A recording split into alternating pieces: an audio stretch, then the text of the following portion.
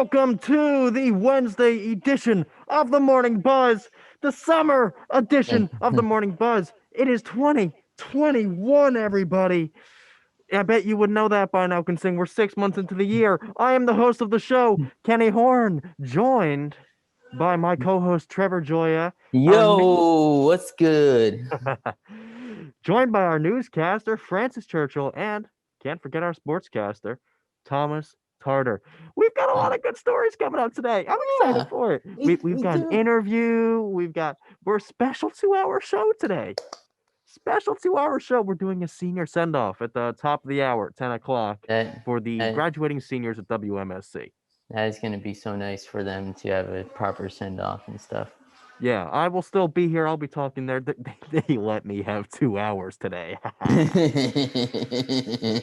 But we have got a good show lined up today.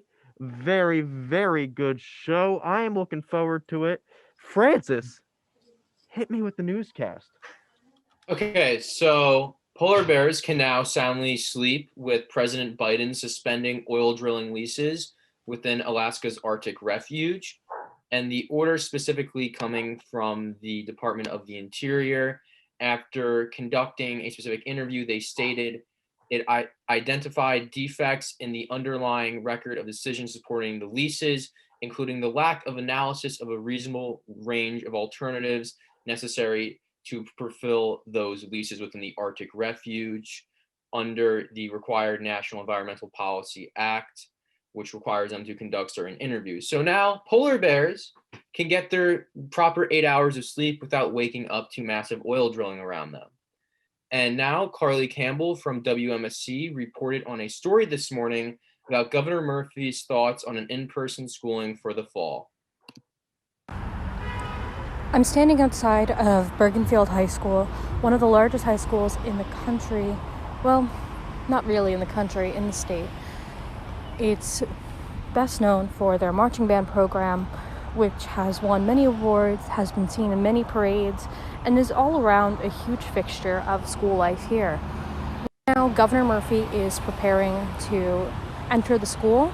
I can see several people in suits standing outside. I know that there are always going to be people in suits, but this time is special.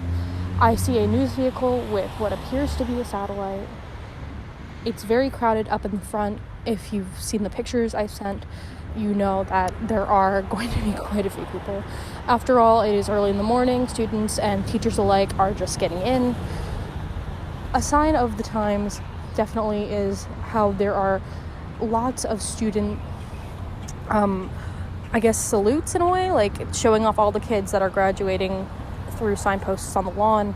Another relic of the COVID era that could possibly stop. Governor Murphy plans on discussing the possibility of returning to a life post-COVID with in-school sessions. It should be noted that quite a lot of schools, especially public schools in the New Jersey area, this is in Bergenfield, do not have proper ventilation. This school does not have any proper AC, and it can get very stuffy and very difficult to breathe. There's a sign out front that says, "We love our teachers," with a heart. There is quite a bit of people. I'll try to get some pictures for the website. Signing off for now. Carly Campbell, WMSC News, signing off. Okay, and now in other specific New Jersey news, Jersey City residents may be granted a significant amount of cash as a state appellate court ruled that Jersey City must give emergency pay to hundreds of employees due to the COVID-19 state of emergency throughout this previous year. And last week, the Superior Court of New Jersey's Appellate Division ruled that the Jersey City Public Employees Union Local 245 was eligible for double pay for work they performed throughout the years of 2018, 2019, and 2020, specifically dating back to March 2018, when Governor Phil Murphy declared a state of emergency as the state braced for a powerful nor'easter. The storm knocked out power for over 300,000 people in New Jersey and dumped over 2 feet of snow in some parts of the state. And specifically, the Local 245 contract states employees who work during a state of emergency covering the city of Jersey City, as declared by the governor of New Jersey, will receive double pay for all the hours worked during the state of emergency, as quoted in the appellate judge's ruling. So for those members of the local 245 Public Employees Union, this is a huge payday for them. And now in Montclair news, depending on your level of nationalism, this news may or may not be disheartening. For the second year of a row, Montclair's annual 4th of July celebration has been canceled. Town officials announced this previous Monday. And sadly, 2021 won't be the year it gets its wings around, organizers specifically said.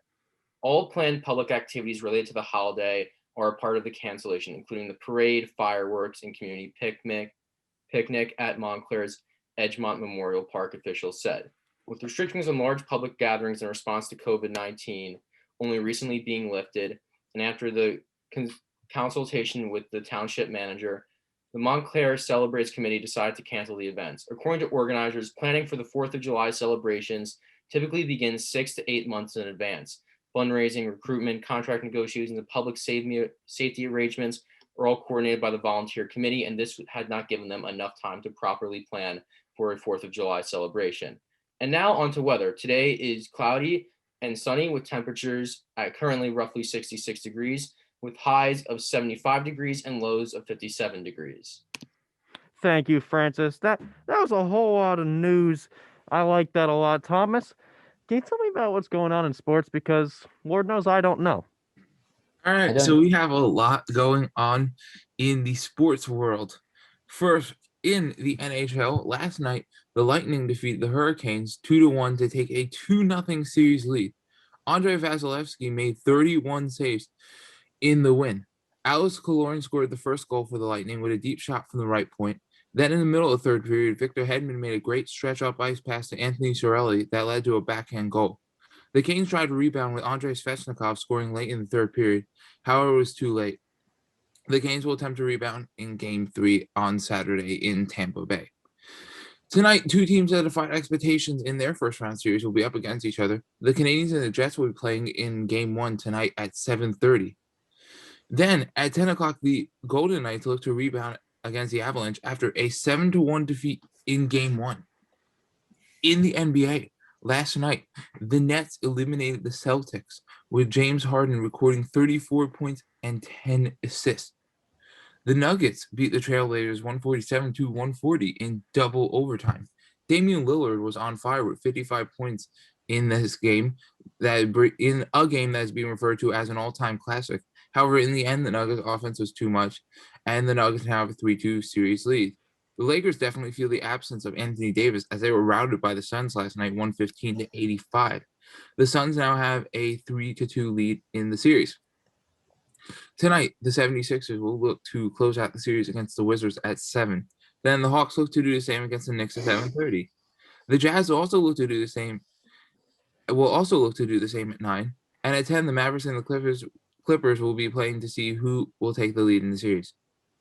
In the MLB last night, the Yankees beat the Rays 5-3, the Phillies beat the Reds 17-3, and the Diamondbacks beat the Mets 6-5 in extra innings. Today at 12:35, the Phillies will be taking on the Reds. Then at 3:40, the Mets will be taking on the Diamondbacks. And then at 7:05, the Yankees will be taking on the Rays. Now for some quick sports headlines. First, according to Click on Detroit, tonight is the NHL Draft Lottery. The Sabres have the highest probability of landing the first overall pick, followed by the Ducks, Kraken, Devils, and Blue Jackets. According to ESPN, Kevin Durant, James Harden, and Kyrie Irving combined for an average of 85 points per game in the series against the Celtics, setting an NBA record for points per game by a trio in a playoff series. And today in sports history, on this day in 1935, Babe Ruth announced his retirement from professional baseball. Wow. That's some pretty big history right there. Yeah. Yeah, I have actually, you mentioned the Yankees game. I had a friend who was at the Yankees game last night. Okay. Yeah, how did you watch the game? Was it good? I don't know. No, I didn't watch the game, but Okay. Well, at least they won, so I guess he was happy. I was watching the hockey game because I'm a huge hockey fan. Yeah. We have some serious news to get up to first. Trevor, can you introduce that story and tell us about it, please?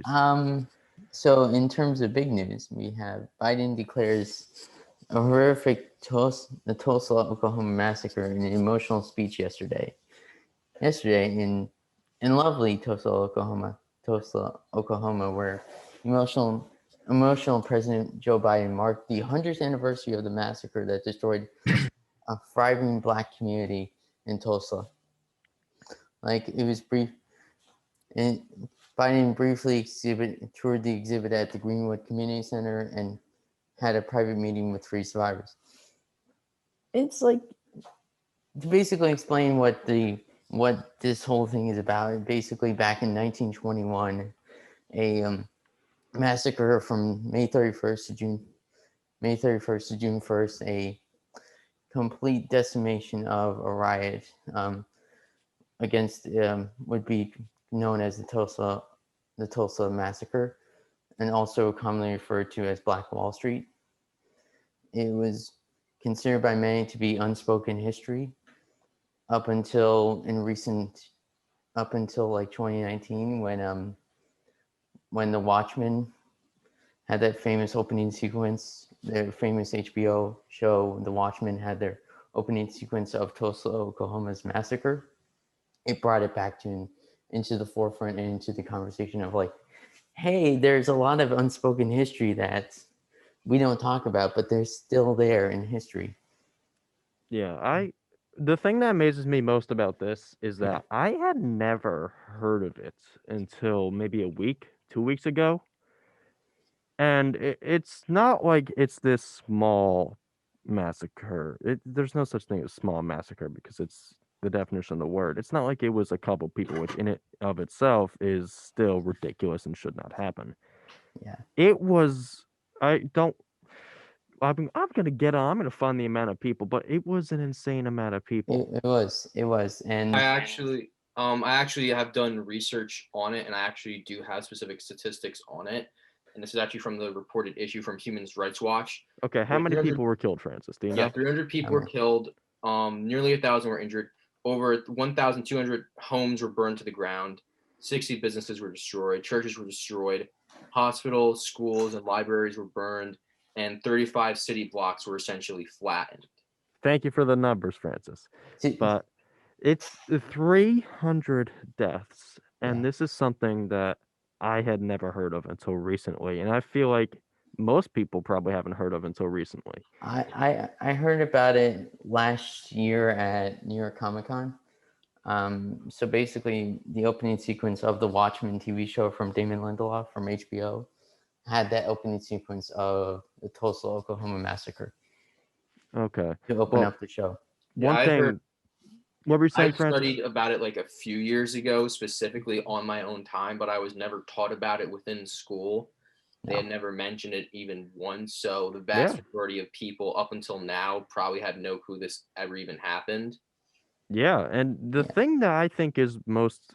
There are a couple things about this that I have thoughts about. One, it just proves, I mean, we all know it, but it's just more evidence that racism is a long time problem. And the thing I do like about this specifically is that it's being addressed, because I feel like in past years and past presidents, at least that's my opinion, it would not be addressed or nearly as much. It wouldn't be as cared for, I feel like. Let's say 20 years ago, this wouldn't be such a big deal. People are like, oh, okay, yeah, that was messed up. At least that's what I think. That's my opinion.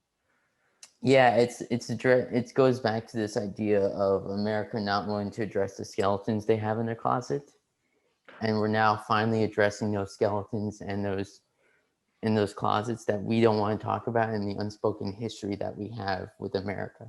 Yeah, I really love that you said that, and that's what I mean. I guess this is on a country scale, so describing it is much different than, just your interpersonal life. But I think on a basis down to who you are as a person, it's important to admit your mistakes and address the things that you have done wrong and try to grow from those. And while I did mention this is a country of 330 million some odd people, something around that number, it's important that we come together as a unit and we address the past about what we've done and what we've done wrong, because that's truly the only way to grow. About realizing your mistakes, about what you've done wrong. Yeah, that's very true. Like one of the things I like about history is like you can learn a lot about America from their history that's not spoken. Yeah, no, And I've had history teachers back in high school who told me that history just it's a cycle, it repeats itself. yep, And I mentioned before that this is still a problem. Obviously, it's not on the scale of 300 people killed because if that happened today, I don't even know what would happen. there would be a lot of war crimes. There would be considered crimes against there would be federal crimes Oh, against of course. people, and there would be a lot of things against. Of course. It wouldn't just be like one small thing of just like, oh, it happened. Yeah. No, there would be a lot of there would probably you'd probably hear articles about it going on for months and months and months, years even, about stuff if this happened in modern day. Yeah, no, Yeah. definitely. This is significant too, with especially with racial issues being so forefront in the news today. Yeah. And one thing I want to bring up is this actually relates to our next story, which is about New Jersey cops and how they're required as of Tuesday to start wearing body cams, practically all of them. So almost all New Jersey police, they must now wear body cameras after a new law was passed and it took effect Tuesday. This is perhaps the most significant legislative reform to pass since George Floyd's death in our state. Governor Murphy, he said, quote, "We are redoubling our commitment to transparency and accountability." He said this during a press conference in Camden that he held. He also said that body cameras are a wise all-around investment. Most on-duty officers who are not undercover must have them on, including SWAT teams, canine cops, and those working at a police station's front desk. Anyone who's working undercover with a confidential informant or at most desk jobs, they don't need a camera. The same goes for hostage negotiators, union meetings, people processing crime scenes, and off duty officers directing traffic. One more thing is that police, they must generally film all interactions with residents. As long as it's safe, officers should turn on cameras before they arrive at a scene to record both the mundane, traffic stops, stuff like that, and the serious, such as searches and actual arrests. They must also film underage people suspected of using marijuana or alcohol. So what do you three think about this? Because I'm really happy about this step. I think we were This talking about the awareness of it before and seeing legislation passed supporting what needs to be changed, like how I mentioned before, accountability. It's a it's good sign. it's a very good sign. It's one of those things where you have to hold people accountable, but still have that sense of like you cannot do every single thing in power to do what you deem is necessary and stuff like that. Because Yeah. sometimes power goes to people's heads, and it does. And but this is a good way of regulating, giving that sense of like, okay, you still have to be held accountable because you're you're seeing that interaction of the camera and the or like it's not like a simple. It's a very it's a very much it's a right step it's a step in the right direction. Yeah. Sorry. And I think that it's the word of a police officer who generally, or at least they were a couple years ago, seen as a pillar of the community. That reputation has changed in recent years, but this provides more evidence of what is actually happening. And while it is a minority of incidents that result in problems and just downright disappointment, such as what happened to George Floyd and Breonna Taylor, it's it provides evidence. You can't Yeah. argue with video, especially one that is extracted directly from a crime scene off Es- of a cop's body cam. Especially going back to like the like 1992 with the LA stuff. I don't like that's if they had a body cam during that period of time, we don't know if we would still they would still be. We don't know exactly if they would have been arrested. They would have been tried for it for their crimes, but we know that there should have been a lot more justice back in the day. Yeah, Francis, Thomas, have any thoughts? I very much support it, and actually, there's been a specific recent news that has just come out just a few minutes ago about how several police departments within New Jersey state that they don't have the budget or the money to implement body cameras, and that they've also already reached that deadline, and many departments haven't been implementing it yet. So, although it is legally required by law, it will still be a bit before you see those required specific law enforcement officers to be having body cameras on them. So hopefully it's something that is implemented as soon as possible. And yeah, it's something that I completely support, because having a body camera on that is required to be at all times is very important, considering the vast majority of police departments don't have them. And even before, cops were allowed to take them off. And especially during numerous incidents with the public or crime scenes that have since gained massive notoriety, there have been several instances of cops turning off their body cameras during a crucial point in the criminal investigation, which takes away a huge amount of potential evidence for either side of the case.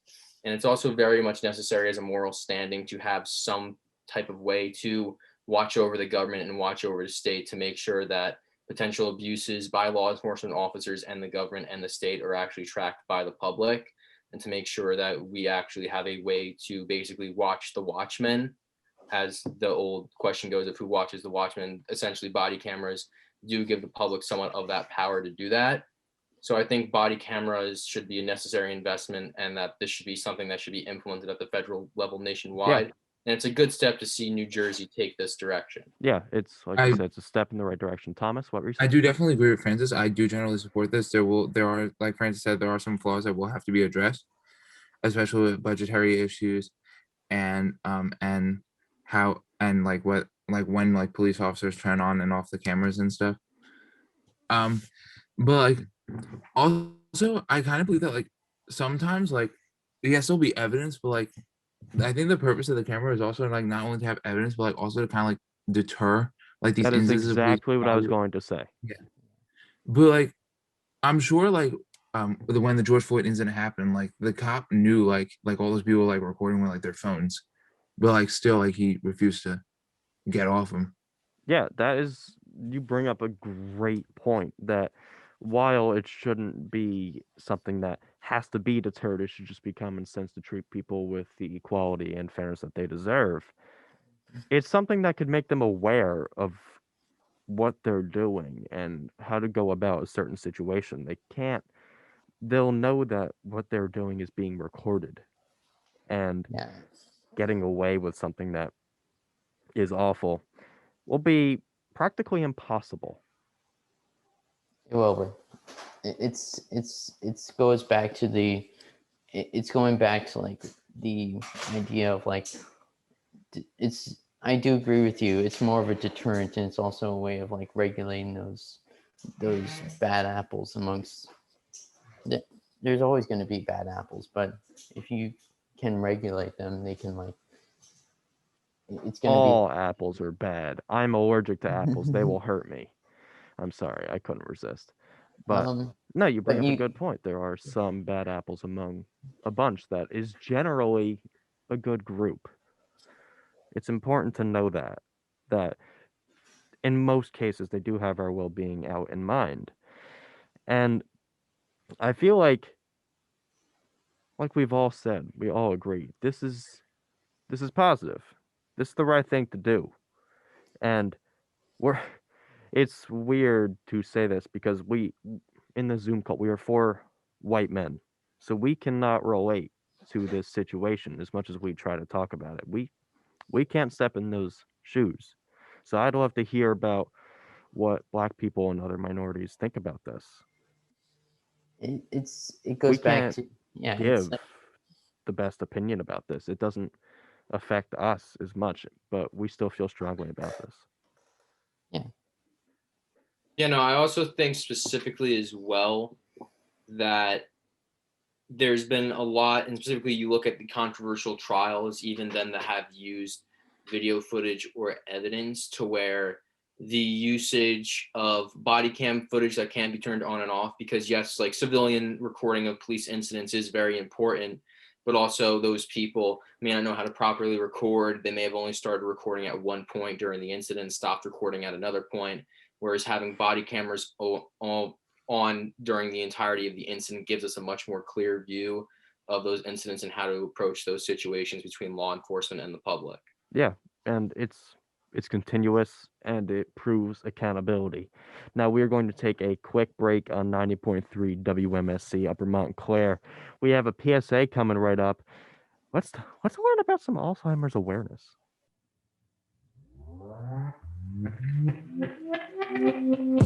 You're listening to 90.3 WMSC Upper Montclair. Tune in anytime, anywhere at WMSCradio.com and the iHeartRadio app. Yes, that's right. Tune in to WMSC Radio all the time. I think I did that voice great. I think you couldn't tell the difference, right? Couldn't tell the difference? I couldn't tell the difference. It was Thank you, Trevor. It was still robotic, but I tried. I've been told a lot that I speak robotically. You wouldn't tell right now because I'm practically screaming into a microphone. You speak binary. You speak 110 110. Sorry, I couldn't. Wow, I am such a nerd. All right, I am here. I am the host of the show, Kenny Horn. If you are just tuning in to WMSC, this is the Morning Buzz. We are here for another hour and a half. I'm joined by my co-host, Trevor Gioia, our newscaster, Francis Churchill, and our sportscaster, Thomas Tarter. So up next, we talked a lot about racially charged news today, but we have another topic to cover, and I'm excited to talk about this one. So this is about the daughter of Ozzy Osbourne, Kelly Osbourne. She recently opened up about her battles with drug and alcohol addiction, stopping by Red Table Talk, which is a podcast to discuss getting hooked as a teen and relapsing after the pandemic.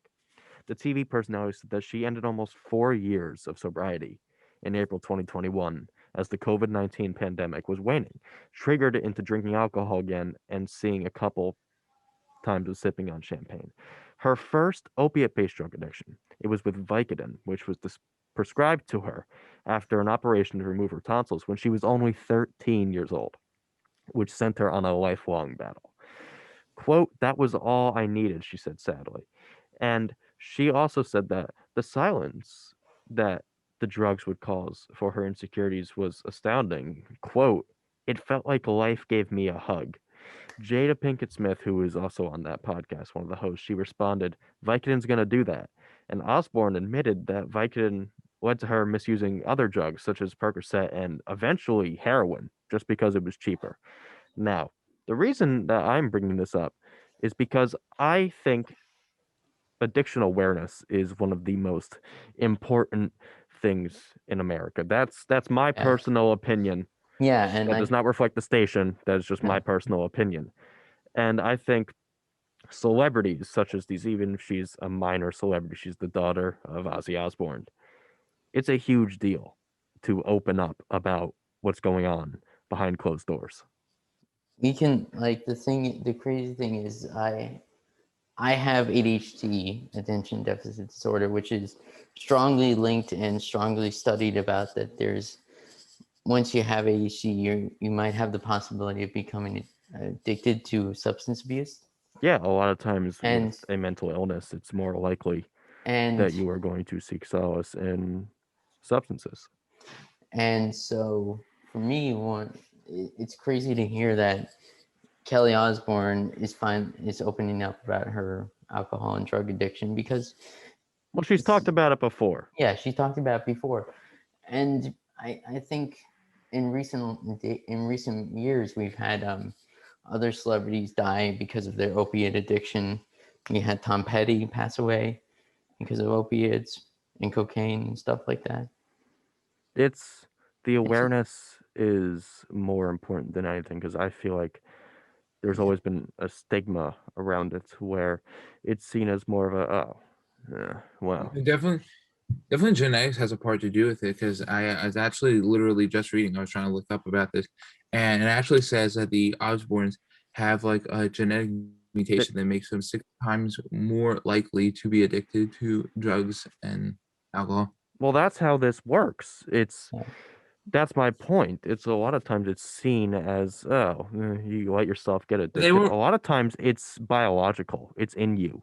And I'm having not that 100%. one taste can change your life. I'm not 100% sure about this, but I remember I was reading somewhere possibly that all genetic mutations might have also saved the Osbournes, including Ozzy Osbourne himself, because I actually read like a study that also showed that The the Human reason Genome why Ozzy Project. Osbourne didn't end up like all these rock stars that have died of drug overdoses is because he also has a genetic mutation that makes drugs a little bit more tolerable.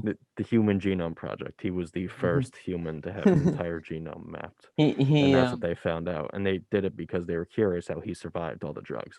But that's another point that I want to make. It's through the family because her father, Ozzy Osbourne, he is one of the most just typical rock stars who lived a party life and did practically he bit a head off a bat. Okay, yeah, at Ozfest one year. he did do it on accident, but you get my point. Yeah, it's very understandable because in the past, in one of the crazy things that I was when I tore my ACL, I was told, "Hey, you can take opioids," and I said, "No, I'm going Tylenol and Advil." Yeah, and what I like is she talks about the root of it to a certain degree. She talks about how it feels like life is giving her a hug. I find that quote beautifully painful because that's exactly what it is. I'm gonna say a thing. I myself, I am in recovery from addiction. Okay, and it's that exact feeling to where you feel like you are. It's comforting you. That's crazy. Yeah, it's Like a wonderful, wonderful thing. I've I can met definitely. Not the drugs, not the drugs, not the drugs. Not a wonderful, wonderful thing. Talking about it is. Yeah, it definitely specifically obviously within families as addiction can be passed down. There is, the terminology of what is described as a dope baby, someone who's quite literally born high and addicted to drugs already. Yeah, And that I don't specifically know that case there. That may have been a possibility, and it's much more likely and probable when someone obviously has incredible amounts of drugs in their system that they then pass it down to their children. And I mean, I have been able to wave off addiction for the most part in my life, but I've seen it devastate multiple members of my family with alcohol and opioid addiction specifically, and how dangerous taking certain drugs from even within the pharmaceutical industry. And you see the opioid crisis and drug overdoses have exploded. They're the highest they've ever been. They already were exploding for decades, and COVID has made those numbers go even up with everything being shut down, people in lockdown. And addiction is something that has become almost and not even trying to draw comparisons with COVID, but it's almost own epidemic in that we've seen, it is an epidemic. yeah, its own epidemic and own disease of it ravaging entire regions of the country. There's certain, you know, life expectancy has actually begun to decline here in America, and a huge reason because of that is in certain areas you see massive amounts of drug addiction and specific opioid addiction to certain pharmaceutical drugs or alcoholism, and those generations of drug addiction catching up with people and then eventually winding up taking their lives, Yeah, unfortunately. So it's yeah. it does catch it, up, and it's a I very massive, obviously, issue. And unfortunately, in order for a lot of people to have awareness raised about it, there's going to have to be more famous people with platforms to speak about addiction, because you don't hear the stories of the tens of thousands of people that die of drug addiction almost every single year now. I don't think that's necessarily true. I think that you are right to a certain degree, but we mentioned that it's an epidemic, which means that at least among our generation, is becoming of increased awareness that this is something that is an epidemic and is a struggle for millions of people. And I come from a town that literally it was nicknamed Heroin High, the the high school. It's it is an epidemic. I come from Ocean County where it's one of the worst in the state. the use of heroin and other opiates. And what's important to note is that even you mentioned this as well, even if the parent or one of the parents, both of them, they don't currently use, they're not big on addiction themselves, they can still pass off the gene, regardless of if they have an addiction. Yeah. They don't necessarily have to be. And that's what I think is part of the problem, because it's already built within their DNA. They quite literally can't even control it. Exactly. And that's what I think the importance is of Kelly Osbourne talking about this. Now we are going to move on. I teased in the beginning of the show. I gave you a little tease of an interview that we did. I did an interview. I sat down with Clay Enos, who pretty much exclusively works with Zack Snyder. That's right, the Justice League guy. He is a still photographer. So he's the person that gets all the behind the scenes photos, does promotional posters and all that. And he sat down to talk with me about the new film, Army of the Dead. And honestly, I had a great time with him. Clay is a good dude. So here is the interview. It's coming right up. This is Kenny Horn at WMSC, and I am currently joined by famous still photographer Clay Enos. He has worked on a lot of films and done a lot of other work with just normal photography and been pretty much everywhere.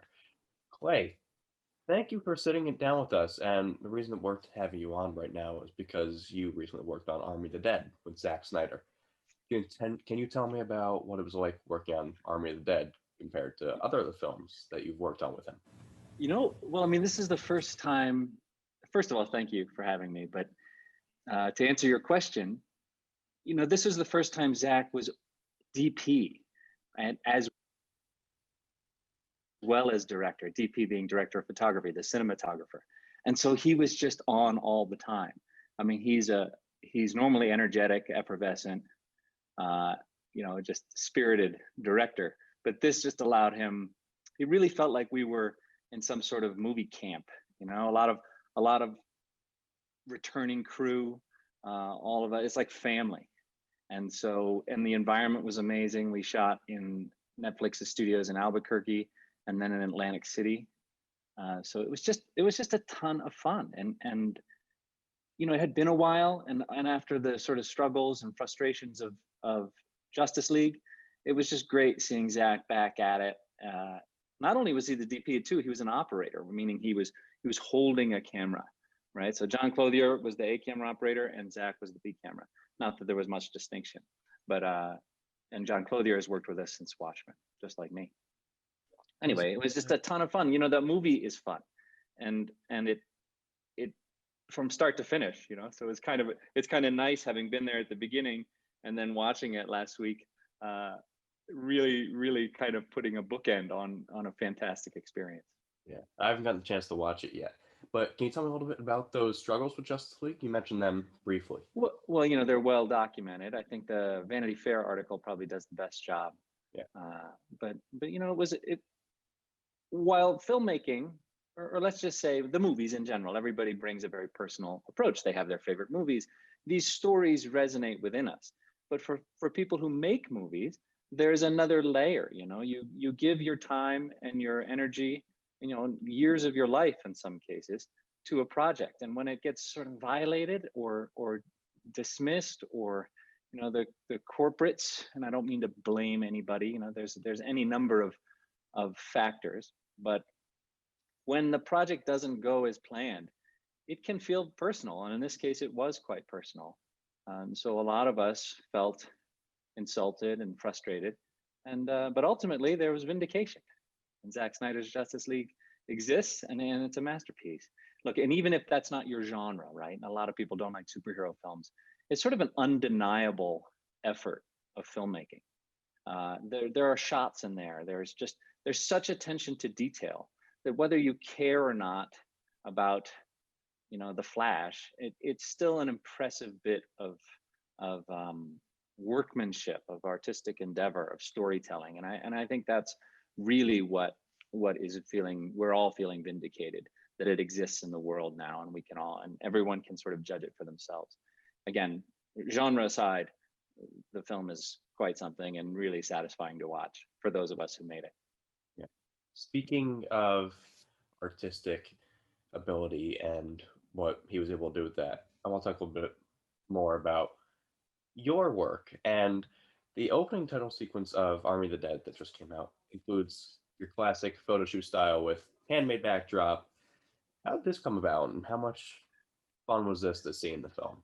You know, that was those photos. Well, like they're holding photos, right? So he's got this Irving pen. Zach had this Irving pen backdrop made, and those are actually filmed. Those are filmed events, right? So we're dollying in on them holding photos. Those photos are ones that I made, but they're kind of props within that larger world. I think Zach and I both love that Irving pen style. That sort of, I don't know if it's a kind of acknowledgement of the medium, and they were fun to make. You know, they're sometimes very stressful to make. There's one of that, like the soccer mom, who sort of finds her fate in that title sequence. You know, shooting with natural light at sunset. And that kind of thing. And a lot of times we were rushing to get those shots. So there was a lot more stress making them than when I saw them in the movie. That happens a lot. You know, if it's freezing cold, sometimes I remember the scene more than if I wasn't. Anyway, you know, it's very self-referential, that title sequence, and I like that kind of thing. Zach and I both like that kind of thing. But I'm you know, being a still photographer, referencing an Irving pen aesthetic is super satisfying and kind of fun to be part of. Yeah. But also just so much more work than you see in the movie too. Yeah, and I bet one of the benefits of being a still photographer is that you can release books of just the pictures and stuff like that. And I know you've done that a lot with other films and other things that you've worked on. Is there going to be something like that for Army of the Dead? Yeah, there is. I think it comes out June 1st. Now, of course, I don't release those, right? My contract is such that I don't really own the pictures. They're owned by the studios. Yeah. But the filmmakers decided to work with with Titan, a publisher they've made a lot of books with, and they've put something together that should be really fun to look at, with a bunch of behind the scenes photos and what have you. Even Netflix, you know, they have a Creating an Army of the Dead little featurette that's on the service right now. And they used my photos a ton inside that documentary, which was really satisfying. You know, a lot of times I make far more photos than anybody ever really sees, but Netflix seems quite clever, and their service is such, and their audience is such, that they can find photos and serve them to all the various constituents that are, you know, subscribed to their site. It's super cool. So book's great, but also the service itself is using my images, and that's fun. Yeah. Where else are your pictures being put out? You mentioned Netflix books, but where else? You know, I saw that Zach and I both use Vero, True Social, the kind of ad-free, algorithm-free, data mining-free social network, and that he's been sharing some of my images there. That's really fun. And you know, his style in this film was super lensy and very shallow depth of field, and so I mimicked that as best I could with my camera and my lenses. So the images that he's shared so far sort of share some of those qualities. Really satisfying, and I think that's the primary place. Of course, all the fan sites and what have you, they trickle out in a million different ways. That the conduits for image distribution are way beyond my pay scale, though, I must say. I make them. I don't know how they end up out there.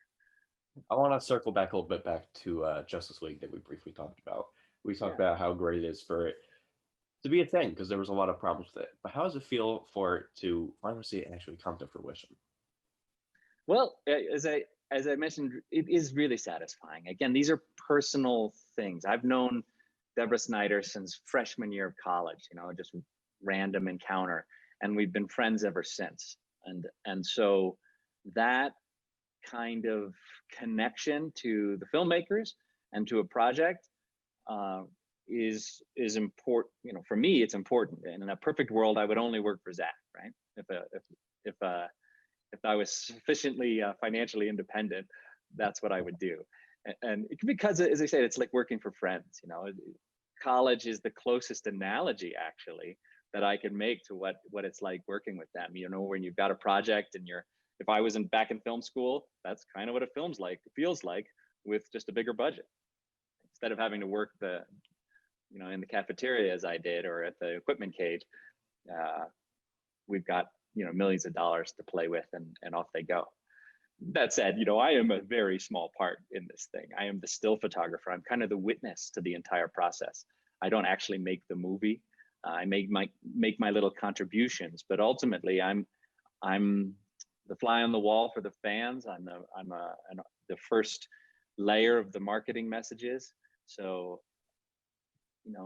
it could be disappointing, or I could be sort of ego beaten, that I'm not really important. But because I have this personal connection and I'm friends with the filmmakers, I give it my all, and I kind of ride the waves with them. And of course, when Justice League was destroyed by Joss Whedon and friends, we were hurt.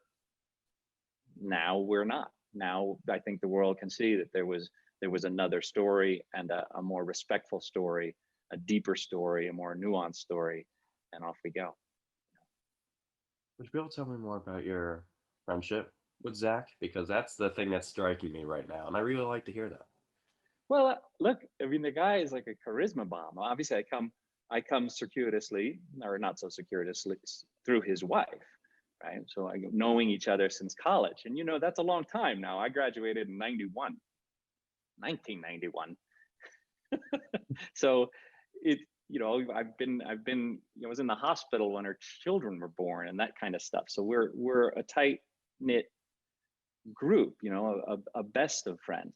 And so meeting Zach, I remember actually the first time I spoke with him, it was coming out of the theater after watching his remake of Dawn of the Dead, and just hearing his voice and hearing his kind of sincerity and charm, as I congratulated him on such a fun movie.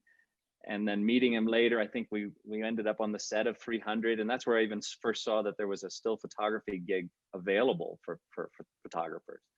And it's been just being on set with him. Like he's such a lovely person, such a creative force, such a attentive and considerate person. It's kind of hard not to like him. And then you combine that with Deborah, and off we go. It's hard to describe a friendship, that's been 15 years in the making, but it's sincere. It's I miss them because I live in New York and they live in Los Angeles. When we work together every day on a movie, and then all of a sudden we disappear, we separate. It's always kind of bittersweet and sad. And then you talking to them on the phone or whatever, you pine for the next project. Speaking of other projects, what are the next films that you'll be shooting? Well, I'm sort of being fiscally irresponsible and waiting for Zach's next project to get going. That's a good one. I call it revenue-free living. That's what I'm involved in right now. If you give an official name to it, it's okay. Yeah, I don't like unemployed. I think revenue-free living kind of puts the emphasis on just going through your life and making sure you're still living just revenue-free. College kids should know a thing or two about that. Oh, I'm a pro. I'm a pro at revenue-free living. Don't get too used to it, but look, there is a freelancer is a feast or famine life, and you get used to it and you learn to save your money, which is always good advice for anybody. Buy some Bitcoin and stash it away, and then when things get lean, you've got a little cushion. I think that's how we go, and that allows me then to say wait for Zach's next project. I like that you can really frame your career around your friendship. That seems like a point of success. That when you put it that way, for sure. But I only was able to do that because I was kind of I was frugal, and I, instead of going to the bars, I'd buy a 40 and sit on the curb, with my buddies. save that money, right?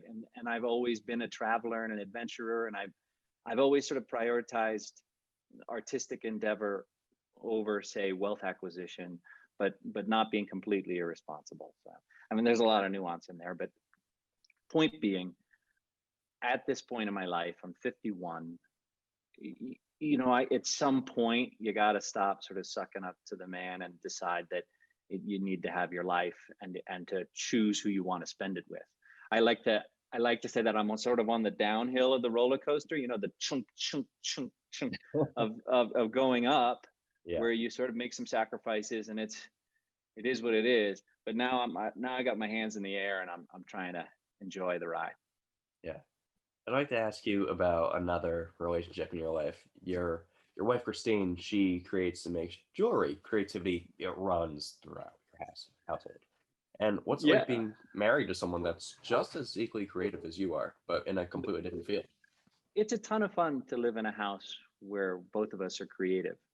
I'm a little bit older than Christine, so she sometimes needs guidance. But since I've sort of lived the artistic life for most of my adult life, I can help her through some of those sort of lulls in your self-esteem or what have you, or sort of frustrations. But ultimately, they're worth it because the flexibility of schedules and of location dependency are lifted because my work takes me places, and this way she can kind of take her tools and still be creative, still design, no matter where we are. So living two artists living together, it's not necessarily the stuff of sitcoms or of rom-coms, but it's we're making the best of it, and it's quite enjoyable. It's a lot of revenue-free living. Yeah, it's a lot of revenue-free living. Yeah, but it'd be different. I mean, if we were I've done the 9 to 5, right, which is really the 8 to 6 or more. It's important maybe to have some of that, but then if it isn't for you, to really eke it out. And being an artist isn't easy, but it can be deeply satisfying psychically. And that we live in a world where a lot of people are sort of mentally damaged and beaten, and no shortage of that now after a year and a half of face diapers and what have you. So I think it's really important for folks to sort of evaluate where they want to be in their lives and make steps towards achieving that. And I don't mean that to be some sort of it's not impossible. Just stay focused. Yeah. I always say you take your passion and you blend it with patience and perseverance, and you should be able to outlast those who gave up. Funny way to think about it. Like that. Don't be the guy to give up. Don't be the one giving up. Stay focused. Stay passionate, or feed your patience and passion, and feed your patience and perseverance with your passion. It doesn't always have to be in making the thing, right? Yeah. Kind of braid those three things together, and I think you'll be all right, and you'll be happy. You might not be rich, but you'll be happy. That's the more important thing. It's a cliche, but it's true. It is true. We mentioned very briefly before Vero, something that you're a part of, and so is Zach. And can you tell me more about being a social ambassador for that? Yeah, I mean, we're friends with the guy who founded it or co-founded it, and to me, it just everyone's seen maybe The Social Dilemma, and everyone was talking about it, but no one changed a thing. Everybody, the network effect and the addictions of Instagram and Facebook and what have you are so deep that I just decided I'm giving up Facebook. I'm going to abandon my Instagram, and I'm going to use this service that mimics my real life experience of friendship better than anything I've used. Your friends aren't an audience. Your friends are a resource, and your friends are an inspiration. And I think we need to return to those ideas.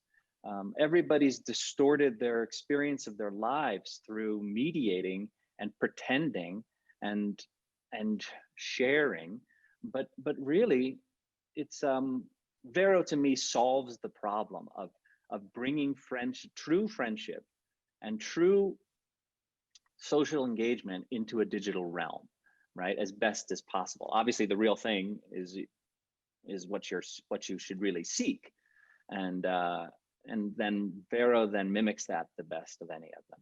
And look, it's free for now, right? It would be free for anybody who signs up. Later on, it'd be subscription based, and I think we're going to see more of that from the other services. So get ready. Anyway, I think they're just ahead of the curve. It's really beautiful. It's elegant. It's smart. it is what it is. And I'm super anti-Facebook and Instagram. And I don't know why more people aren't, but I understand the addictions. Yeah, I like that you base it around friendship, and I think that's been a running theme throughout this whole talk that I've had with you and just your career. So thank you for sitting down with me, Clay. I had a great time talking to you. Likewise. Well, all the best to you, and thanks for having me. Yeah, of course.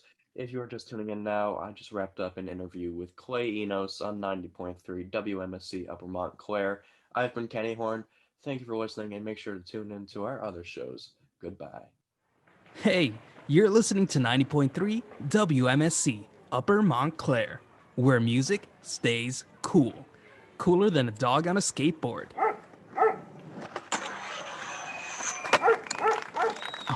Okay, I take that back, but we're still pretty cool. You're tuned in to 90.3 WMSC Upper Montclair, and you're joining us for an incredibly special and monumental moment in WMSC history.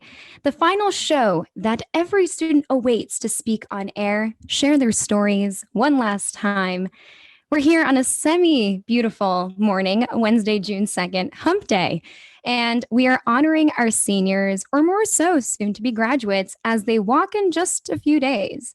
My name is Gioia Masiak, the current station manager, and the person behind the soundboard making this happen is Kenny Horn, our current Morning Buzz producer. Hi, Kenny. Hi, I'm scared to mess up. I'm in front of a bunch of people that are about to graduate. They're better than me. No, I'm just kidding. I'm really excited to be here. I'm already messing up because I don't know how to. Ooh, do not disturb. Take off my notifications. Perfect. Okay. Because I don't know if you guys were hearing the messaging.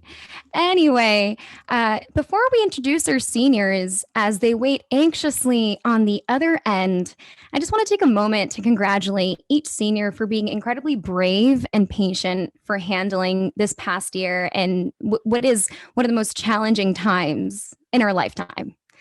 And you guys are the one and only class of 2021. So, and I hope that the resilience that you earned will serve you throughout your journey. No one said it's going to get easier from this point on, but you are more than capable of handling the curveballs that will be thrown at you because you are WMSC strong. Yes, that was cringy. Kenny, do you have anything to say? Yeah, Any of course remarks? I feel like I could talk forever about them. All these people that we have on today, even if I haven't met you, they've affected me in some way because as much as I am now the producer for Morning Buzz, I haven't been here all that long. I've been here for 2 semesters and now going through a summer. So I've been really affected by all of these people, and I'm very thankful to be able to talk to them. And they really have set the pace for me to be able to do what I do. So I'm really looking forward to talking to everybody. Yeah, and I don't know about you, but it's gonna be incredibly emotional. I've listened to the senior send-offs, in the past 2 years of my time here, and every single person that comes in here, I mean, WMC gravitates and literally pulls such incredible and genuine people, just one of a kind that you They're won't find also anywhere else. good. So I think it's time to introduce our seniors, right? I mean, they're here. You guys can turn on your cameras with each person that I introduce. Hi, Philippe. You can go first. Wait, Kaya, real quick. Yeah. You can hear me, right? Not Philippe, you may go. Nice job.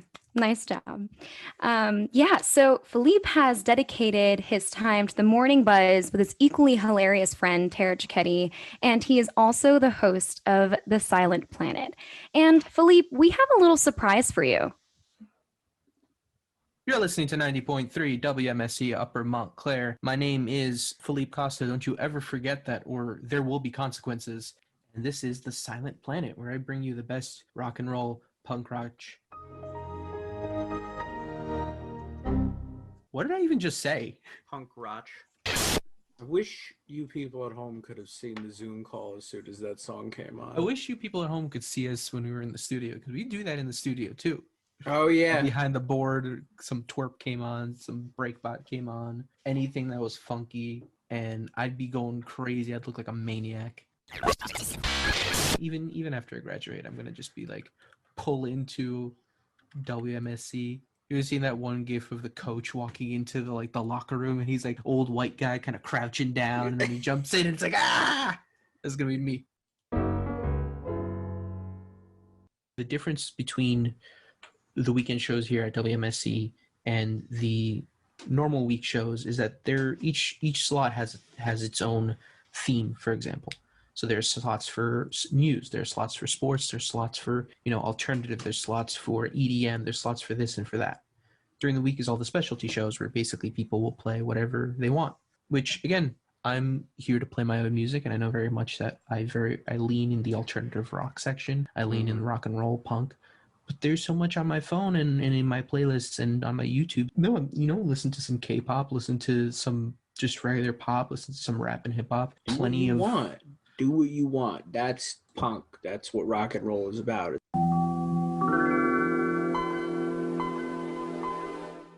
Thank you for tuning in. This has been The Silent Plan. I've been your host, Felipe Costa. We will see you next week with a new episode and new music. But yeah, see you, everybody.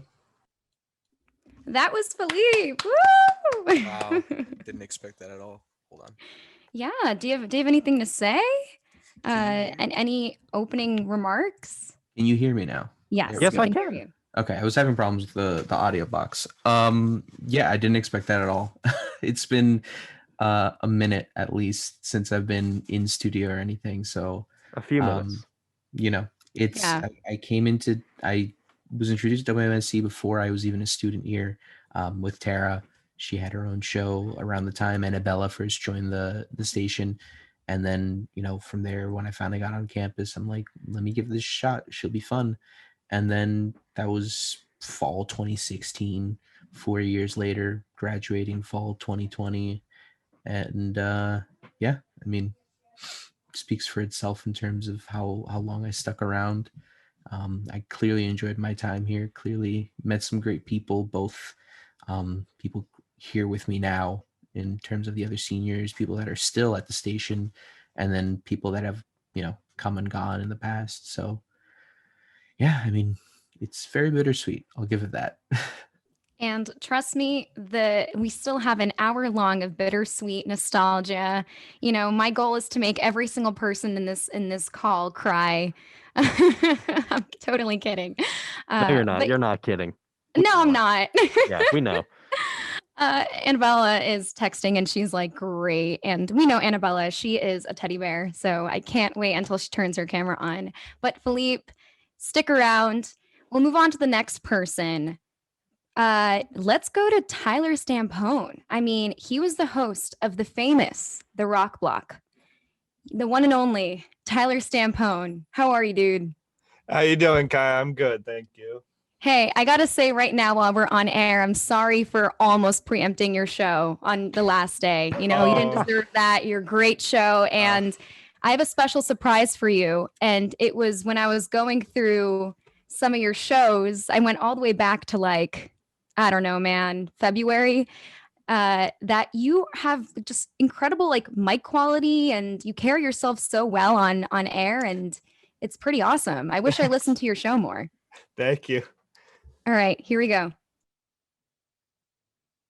All right. Thank you very much. Good evening, ladies and gentlemen. You're now tuned into the Rock Block with your host, Tyler Stampone. And guys, I'm so excited to be a part of the kickoff event this year for World College Radio Day. Deck the halls, ladies and gentlemen. Good evening and welcome to the very, very special Halloween edition of the Rock Block. You already know it because I told you last week. I know you were listening. Don't lie to me. I know you were listening. The Election Day special of the Rock Block. I'm your host, Tyler Stampone. Of course, you already knew that, and I'm coming to you from the remote bunker, the remote election bunker. Now, guys, I just want to preface this really quick. I am pre-recorded this evening. I do not know the results of the election. I was trying to figure out, I was asked to make my show this week College Radio Day themed. So I'm sitting here thinking, okay, what can I do to celebrate the spirit of college radio and college altogether? And what I've come up with for tonight's show is a little riff on a playlist where we're going to be going through some rock anthems and like songs that you would hear at sporting events, other college functions. Pretty much, if you haven't heard one of these songs, you've never gone to a public function ever.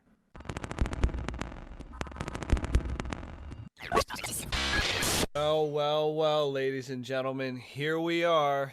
The series finale of the Rock Block is here. I, of course, am your host, Tyler Stampone, and it gives me both pain and pleasure, I suppose, to say this is the end.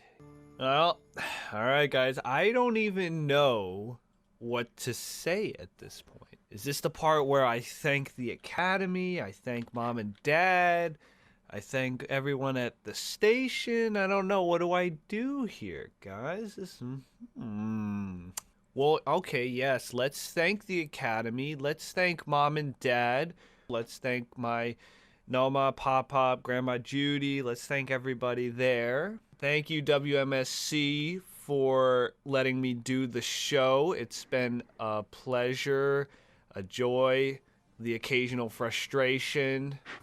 I will keep rocking on, and I hope all of you do too. So for the last time, this has been the Rock Block. This has been Tyler Stampone on WMSC Upper Montclair, New Jersey, signing off. Tyler! Woo! Hey there. Thank you for making that. Yeah, of course. You are literally so funny. I honestly wish that like I said, I wish that I listened to all of your shows more. Not that I was program director or anything. That's okay. Well, I can just only say it's as I've said on the show, it was such a pleasure doing it. I thank you for the comment about being funny. I kind of don't try to do that. It's a natural thing. But the one person I'd really like to thank is my mother, and I know she's listening. Hi, Mom. Hi, Miss Stampone. Yeah, Hi. she is the basically the main and pretty much only reason I joined the radio station at college. She did college radio a very short while ago, and I just thought it'd be funny to do it too. And I didn't know I'd end up hosting a show for my entire time. I did the little training program the first semester I was here, which was 4 years ago. And then the next semester I started doing a show at 10 at night, mind you. And it's just evolved so much. And we had the whole remote version, which was pretty funny to do. And another joy of mine was getting to be a trainer and training some of the people that are currently and will soon take over the station. So I'm proud to have played a part in shaping their sort of tenures at the station as well. So I'm just so thankful. Thanks, guys. One of the things that I left out because it didn't meet the time cut was your special thanks to Ryan and Tim for being occasional guests. So another shout out to them if they're listening. Yes, I would shout them out as well. I think during my time in college, I kind of sort of evolved from being, I wouldn't say I'm such an introverted person or an extroverted person, but being an only child, being by myself a lot, I think, so you understand, I tend to, enjoy solidarity. And, but speaking on air, for some reason it came to me very naturally, and I think it really helped me sort of be more of a socializer, more of a talker. And so having guests on the show, those two were the most frequent, and my father came in once or twice. And just having them there to be able to talk and converse on the show beyond playing the music, it really gave me the full experience. And I think overall my time, for various reasons, will help me more in life than I probably could realize right now.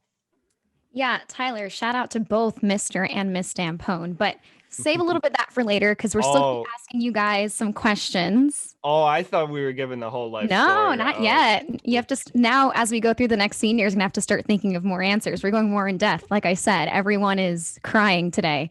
I'll think of something. Awesome. All right, we're gonna move on to the next senior or soon to be graduate, and that is Brian Crespo. He is the host of A Blast from the Past, and he scored an interview with Kurt Travis and many more. It is the one and only Brian Crespo. Turn on your camera, man. How are you? I'm good. I'm good. How about you guys? How's everything? Perfect. Great. Brian, I'm so happy to talk to you. I've been on your show a couple times. I'm happy to talk to you. Kenny's been on my show a couple of times. I've had a couple of people on the show. Oh, that's so cute. Well, I have a surprise for you also, Brian. You ready? All right. All right. And 90.3 WMSC Upper Montclair. You're listening to A Blast from the Past, and I am your host, Brian Crespo. 90.3 WMSC Upper Montclair. You're listening to A Blast from the Past, and I'm your host, Brian Crespo. Welcome back to another edition of the show. Welcome back to another edition of A Blast from the Past. I am your host, Brian Crespo, and this week, I'm getting better and better with these guests, man. I'm telling you, shooting your shot, folks. Shoot your shot. I'm going to go out with a banger. 90.3 WMSC Upper Montclair. You're listening to A Blast from the Past, in which is, unfortunately, my final show for the semester and possibly my college radio career, but no worries. We're going to end out with a banger today. Folks, for those who follow me, I've been following me for the past 2 years, probably 2.5, I'm not sure. I've been doing mostly within scene music, and I always wanted to have both of them, but I'm happy with one half. But still, I'm fortunate enough to have them. So I'm welcomed today by the legendary Sam of State of the Scene podcast. How are you today? I'm wonderful. Thank you. I appreciate that intro.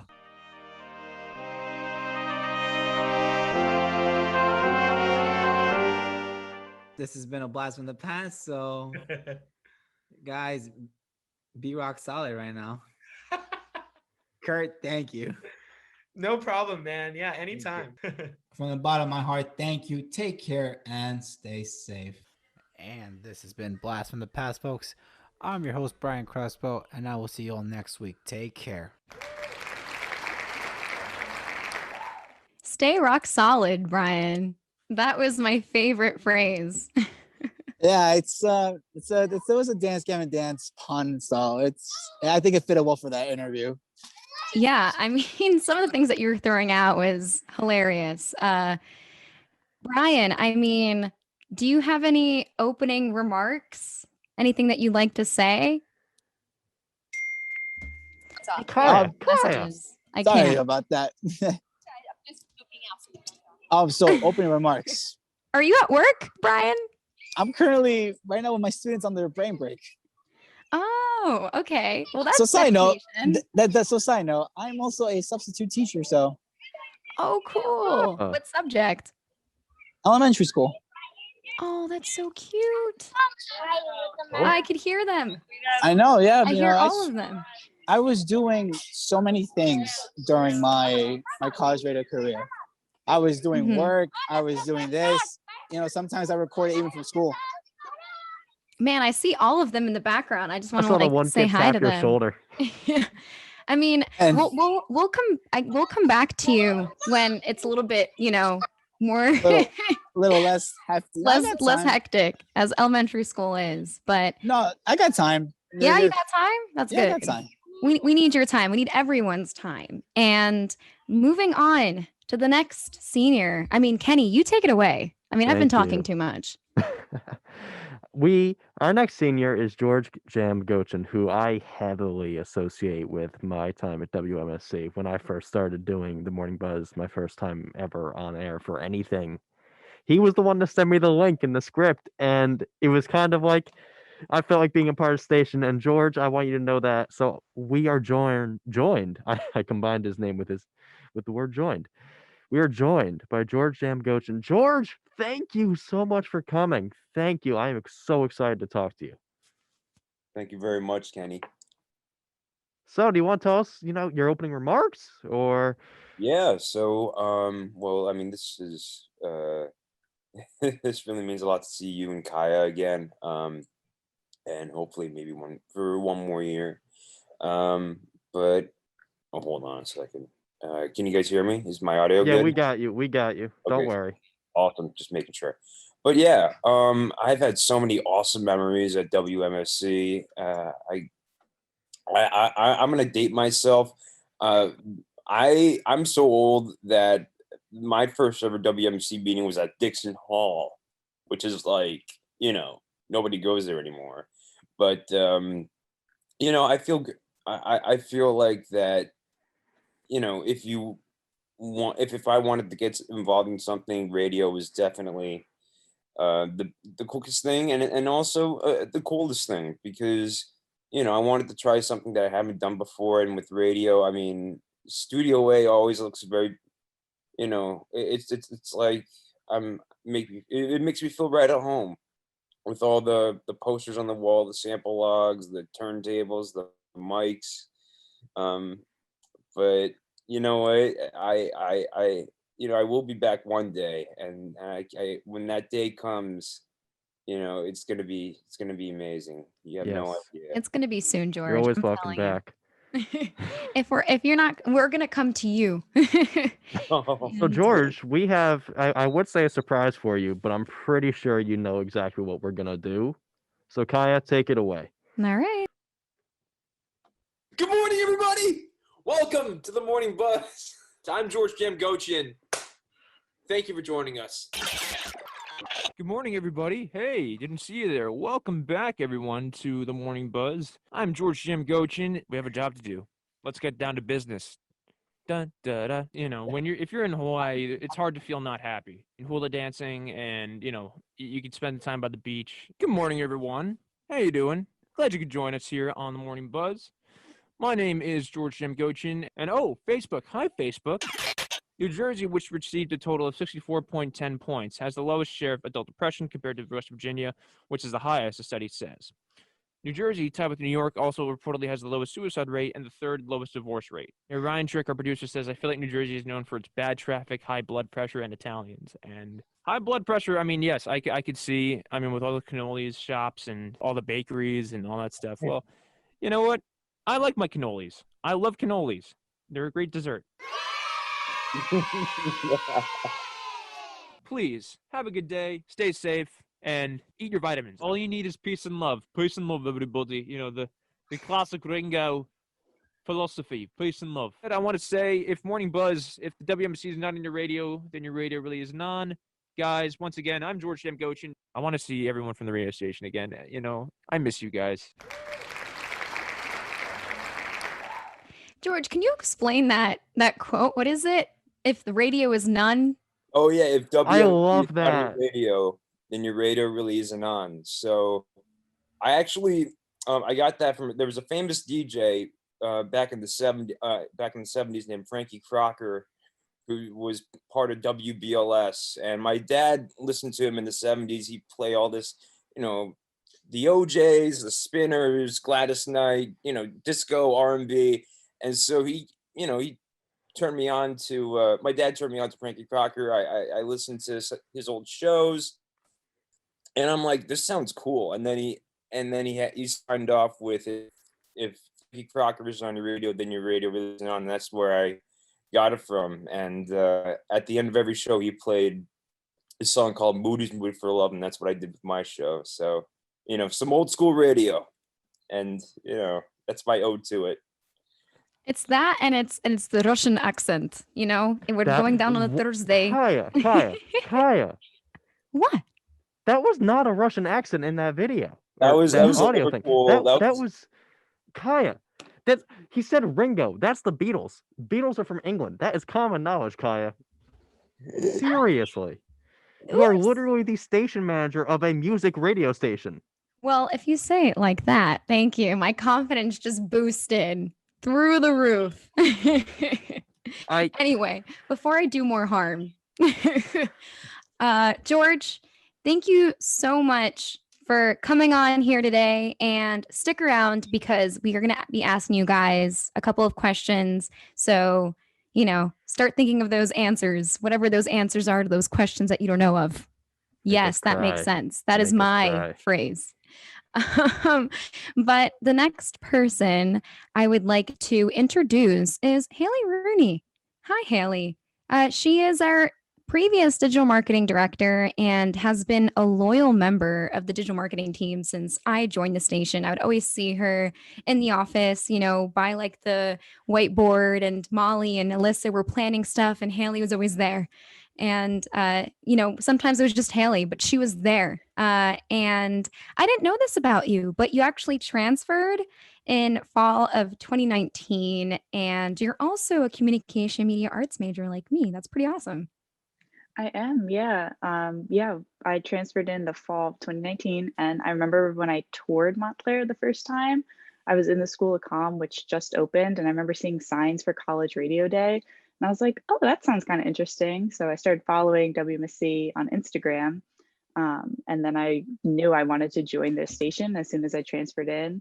I remember going to the first meeting of the semester, and there were so many people packed into the little fishbowl. And I'm very shy, I'm very introverted, but I just felt comfortable right away with everyone. I didn't know anyone, but they were still coming up to me and talking to me, asking what teams I wanted to join. And that's just really how it is at WMSC. Everyone's so welcoming and so helpful to figure out what you want to do. So I really appreciated that. Once you go to WMSC, you can't turn back. No, yeah, you're stuck. Takes you in, and you're just like, organizations on campus besides WMSC. What is that? What? Yeah. There's no what such else would you want? So Haley, you haven't actually been on air too much, but I managed to pull this piece. It was it was called Questions for Patrina, and it was about an article that Patrina was writing, and that is the current digital marketing director now. So it's a little bit more sentimental, but you talk about your senior experience, and I think it's something that we all need to reflect on. So here we go.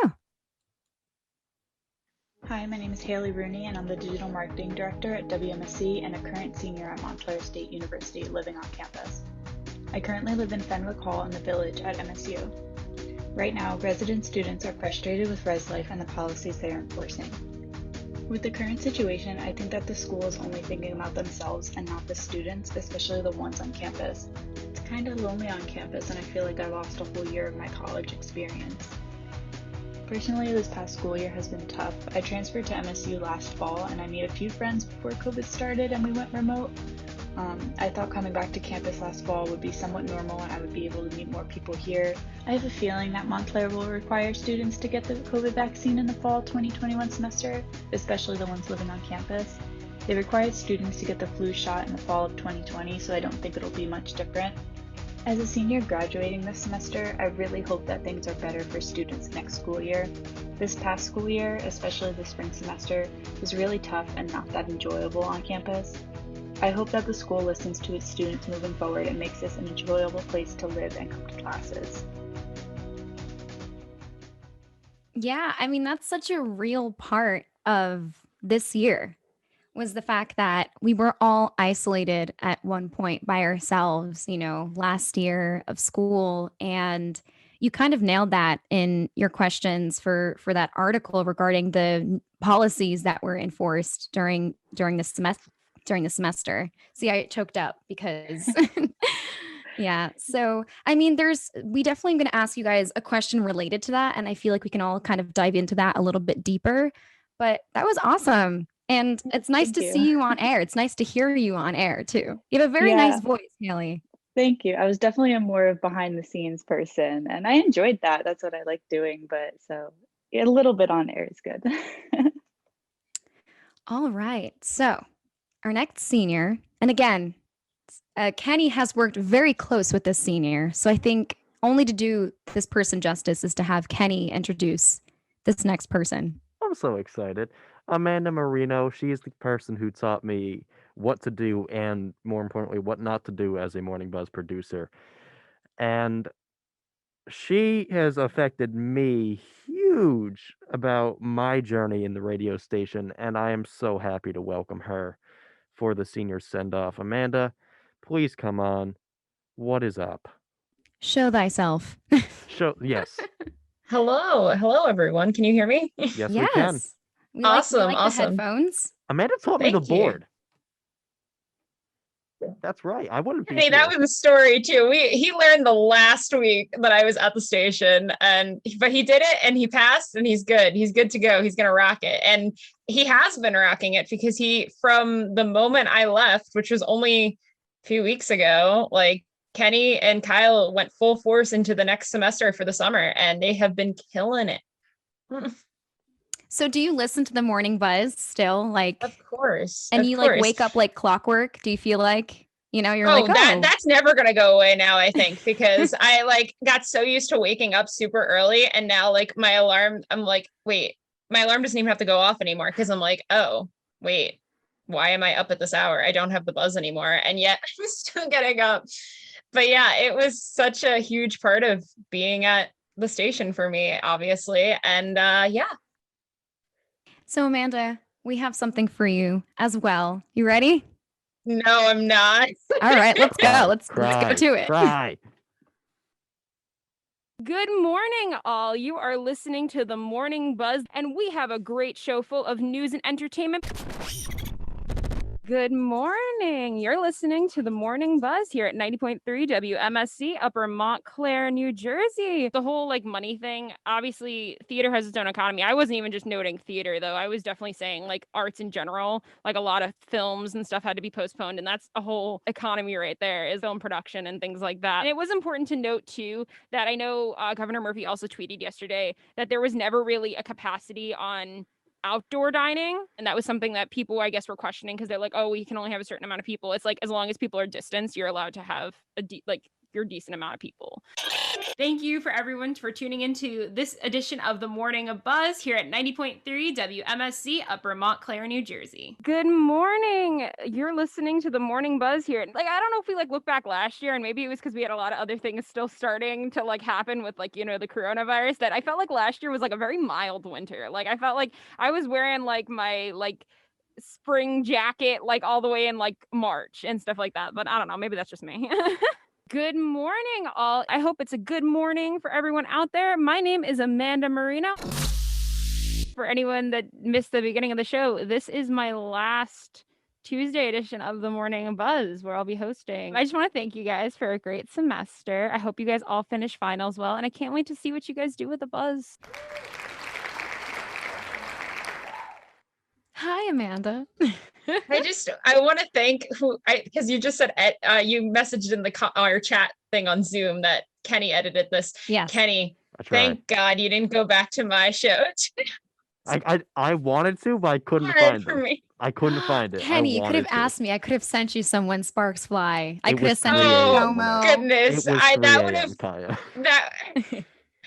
Watch out, I can pull it up right now. So that would have had me but yeah, that was awesome. Thank you so much for that. It was a little trip down memory lane a little bit. So thank you, Kenny and Kaya, for that. Of course. And wow, it's already 10:35. Wow, that went by so fast, and we still have so much to do. But our last person is the one and only, the station, Josh, aka Josh. Joshua Torado, the station. He was a news team member and then went into production, programming, and then, station manager. And no big deal. He's one of the reasons why we won Best College Radio Station in the nation, and also took the award of Best Program Director as well. What's up? How are you? Hello. Don't forget best use of sound effects. Oh, best use of sound effects for WMSC Rewind. Diminish my resume right there. Uh-huh. Hello, it is I, Josh, aka Josh. This is the earliest I've been up in about a week or two. So I'm here. Yay, and you're awake. So I was thinking, right? So you're the station. So can I be the manager? No, the station is an independent nickname. You know, kind of like the mountain. I just call The myself the manager. situation. No, okay. You got to earn that nickname though. No, Kai. You because gotta I thought we were the dynamic. Anyway, so I also have a surprise for you. And I was doing some soul searching and through the Google Drive, and I found a file called Josh Anniversary from freshman year. Let's just take a listen, guys. Hi, my name is Joshua Torado. I'm assistant production director here at WMSC. I want to do that again. Hold up. Hi, my name is Joshua Torado. No, that's wrong too. Hi, my name is Joshua Torado. I am a senior at Montclair State University studying television and digital media with a concentration in audio and sound design. Hi, my name is Joshua Torado. I'm assistant production here at WMSC, and you know, WMSC means a lot to me. I'm only a freshman here at Montclair State University. I've only been here for 2 semesters, but still, I don't know where I would be without it. Everyone here is so kind and accepting.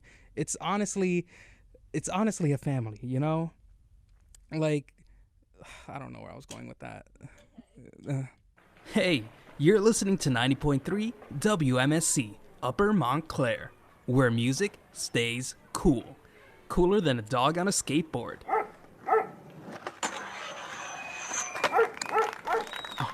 Okay, I take that back, but we're still pretty cool. And you know, there's so many great people here. I've only been here, I keep saying I've only been here. There's so many great people here that I didn't get a chance to know since I'm only a freshman, but I'm already feeling sad that they're gone. Mike Grippa, Mike Stringham, Sam Flesher. I was just going to start naming all the seniors, but I don't know them. Gina Backery, Austin Resnick. They're all such nice people. I'm going to miss them so much. We'll be back like before. We will start to stream and so much more. For your love, for your praise. And we'll be broadcasting for days. When we're on, I'll be glad. So tune in to 90.3 WMSC. I can't wait for 2020 to be over. What was the first rhyme again? Happy anniversary, WMSC. I love you. Yeah. Josh, can I play something as a memory of you? Sure. Oh yeah, the air horns. That's in there because of me. You know. Josh, what's the there's a lot rhyme? of cringe in there. What was the rhyme? It was something morning buzz. It was a Ah. joke. I wrote it in the script because it fit the syllables, and I thought it was funny. And I think Annabella tried to edit it because she didn't think that was what I was actually gonna say. But he did it anyway. I did it anyway because it was funny. It's like, haha, something morning buzz, because it kind of breaks the fourth wall. It's a little funny. But Yeah, you know, I wanted you to say it in person on the Morning Buzz, you know? So anyway. I sing what's it up? once, you know, that's it. You know, I'm glad you found those early things. You know, every year it shows you that every year you'll be forced to record some sappy thing for the anniversary, even though you don't really know the people. You're gonna be forced to record it. And you heard some of my flub ups. You know, You forgot your from the name. beginning. I was very particular of what I wanted, and I used to spend a lot of time in the recording, making sure everything sounded right. And I put in a lot of hard work and dedication. Can I ask you a question, Josh? This is something No. I've been wondering for a while. No, yeah, you can. Yeah. Where did Josh, aka Josh, come from? Oh, where did that come from? I've explained this. You know, similar to George's homage to radio, mine was an homage to YouTube, which influenced me a lot growing up. YouTuber I used to watch, he just he called himself that, his name, aka his name, and he got that just because it was a stupid joke, and I was like, yeah, that is a stupid joke. It's funny, so I'm gonna say it. And then I think I said that on my ADJ test, and the music director at the time, Austin Resnick, he was like, "Oh, that's very funny." And I was like, "Is it?" So then I kept saying it, and then everybody started calling me that. There was a lot more that I had to trim out, but there were a lot of laughs and there was a lot of it's lit all the time. I think that was like your thing, and you kept calling everyone dog too. I was like, wow, freshman Josh. I would have wanted to meet you. My Randy Jackson phase. Yeah. But yeah, guys, please turn your cameras on. We've been through every single senior in this call, I believe.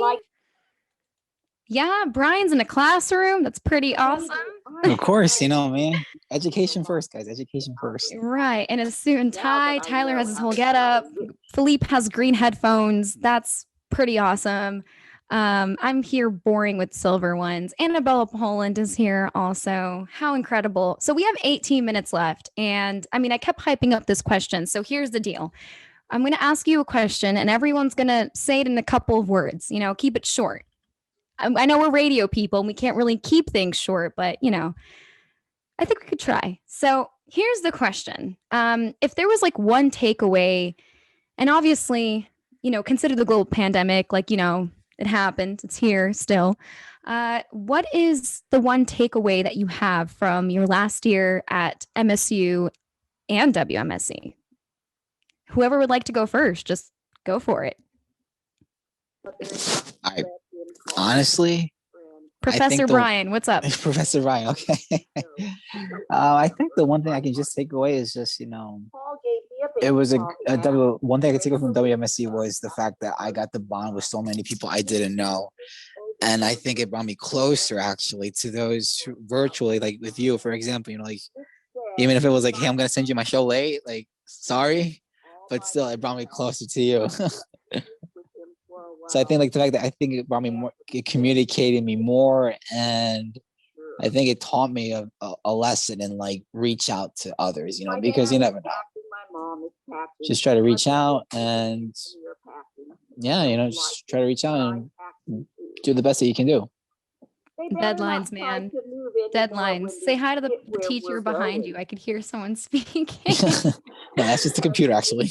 Oh, that's the computer? Oh, he's like, I'm teaching this classroom in automation right now. I'm behind this computer. Yeah, cool, Brian. Oh, who would like to go next? For me, I think the biggest thing that I took out of this last year, I know I wasn't here for this semester, but we'll ignore that, is that we really can do anything. We can really, if we put our minds to it, we can do that. Onset of the pandemic, we took a break for a little bit, and through the help of, everyone at the station, plus Annabella, plus Adam, we kept going on air. We were still on air. We had Annabella working from home and working from the studio in the office. We had Adam in the studio. I don't think we would have been anywhere without the two of them. And then the rest of us, once we finally were able to go in and actually be in studio and still wake up every morning, still get on Zoom, put it together, shows not just the station, but all of us as a whole, all of us that are still going to be here, all of us that are graduating out, all of us that have come before. We can do a lot more than we can realize. And to be able to kind of show that through the pandemic really shows, I think we can handle whatever comes next. Hashtag WMSC strong.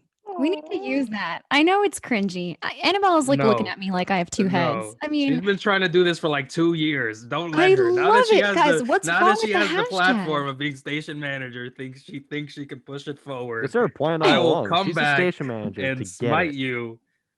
All right. It's like station manager. Wait, I worked my way up to station manager for that hashtag. Just so she can use WMSC strong. Absolutely not. You know what? I'm gonna do a feature, all right? And I'm gonna send it to Josh Torado and have you judge it. I'm not gonna listen to it. That's fine. You listen to it. I know you're my friend. Amanda. I was just gonna say, with going off of what Philippe said, most of my whole college radio experience, and this is really sad to say, was virtual. I was there 4 weeks before the pandemic really hit, and obviously it was in studio and in the office and stuff, during the pandemic and stuff. But I feel like being on virtual and having to handle communication through Discord and through text message and having to not the ability to be in person with everybody made it more of a challenge, but also rewarding, because I feel like it helped us grow more as people and build more skills going forward. Now entering into the job field, I get to explain to people that we took a show live 5 days a week, during the middle of a pandemic, and we were still getting an audience and managing all that kind of stuff. So I think that's like something that not everybody could say they could do. And I feel like it wasn't easy, but it was definitely something that I think even if we continue doing radio or not, it's something that you can continue on with and help make you grow as a person and an individual. So one of the things that persisted was morning buzz. You know, after the, you know, during spring break when the pandemic hit, the summertime, that was literally the show of the morning buzz. That was one of the things that we knew that we can count on and was carrying our station through, right? It was keeping our station alive, and it had a lot to do with you and Ryan, Amanda. You guys persisted. So a great thank you to you guys. We'll never forget your work at all. And everyone will always know you as, like, you know, the pandemic morning buzz heroes, right? We'll also say being virtual and especially I think Kai, you were mentioning it earlier of being alone, like in that first few months of like really there was nothing going on. We were able to build this connection. Like I got really close with Philippe and George here, like doing online stuff, you know, and like I never really met them in person. I still never really met them in person, but like, and that's crazy to think about, but I feel like I have a whole relationship with you guys because we met online and we were able to make a show together each day and each week. And I'm thankful for that. And I'm thankful because I feel like some of these relationships are relationships I'll have with you guys for a while, for a long time. So thank you. Make sure to exchange phone numbers, guys, LinkedIn requests, everything. Now is your chance. Drop it in the chat below. You just gotta run into each other at a Foo Fighters concert. That's it. When I think of friendship, I think of LinkedIn. Yeah, George is next. George, what's up? I have to stop saying that. George, you're next.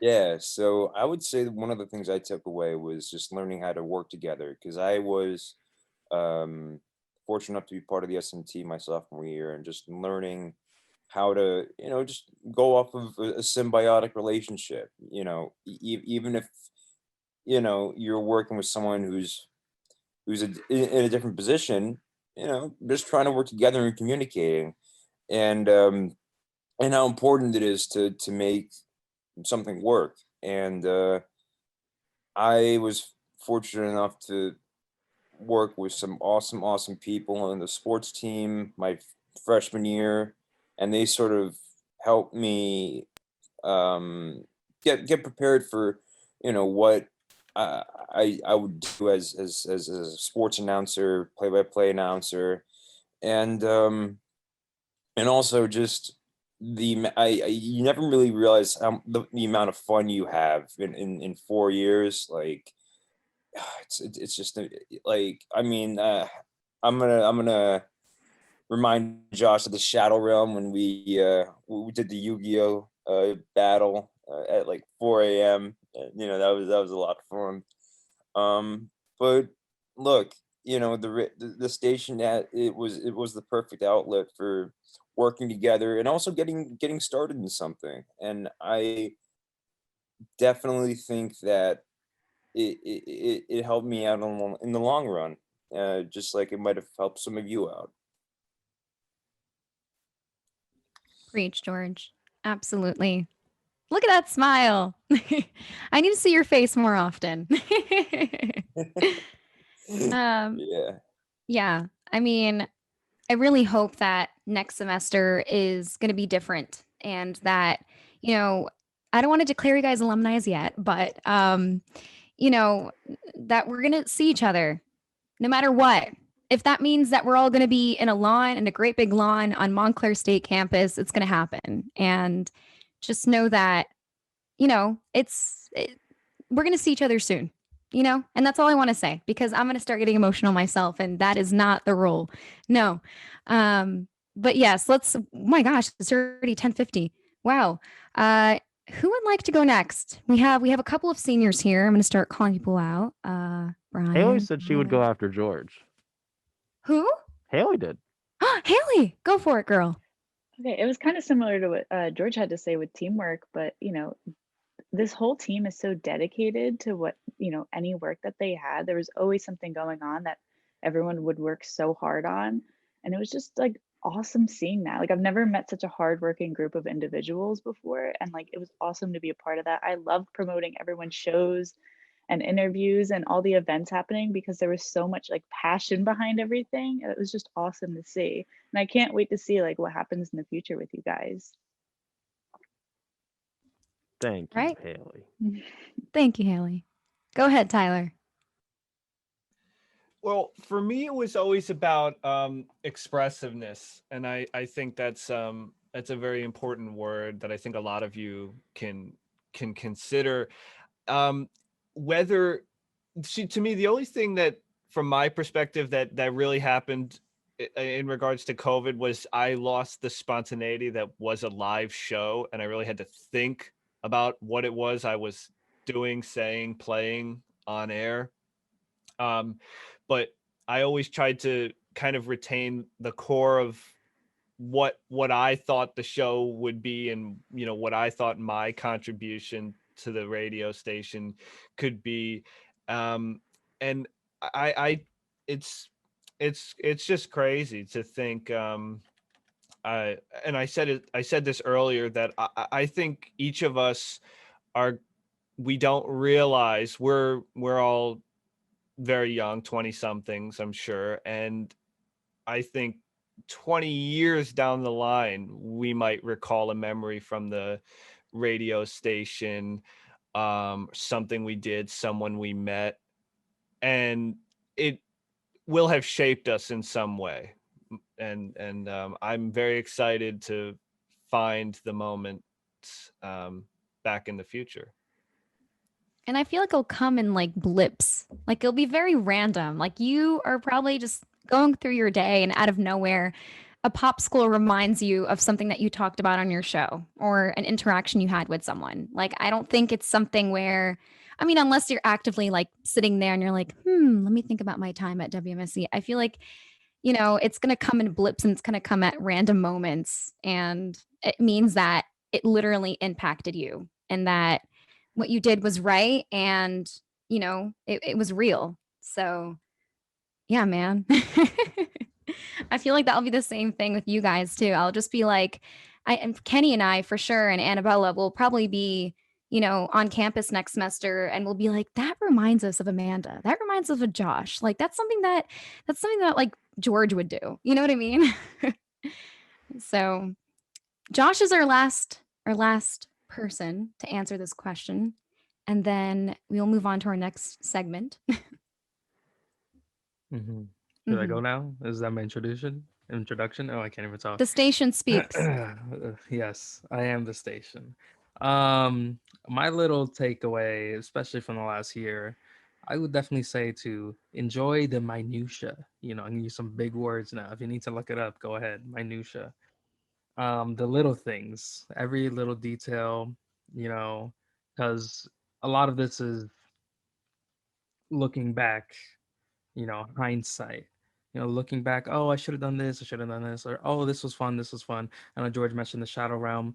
The Shadow Realm is still on YouTube, I believe, under like Javier's account. I was listening to it before the last anniversary, and I was listening to it, and every couple minutes or so there was another joke that I was like, oh my gosh, I forgot about that, because it's like 2 years now, whether it be Gluten Gang, all those kinds of stuff that I completely forgot about. But in the moment it was the funniest and it was the most. And I think that's what it's all about: having fun, enjoying what you do, really loving what you do, and living in the minutia.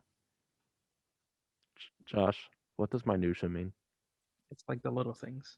Okay, that's what I thought, but like I wasn't little sure. details.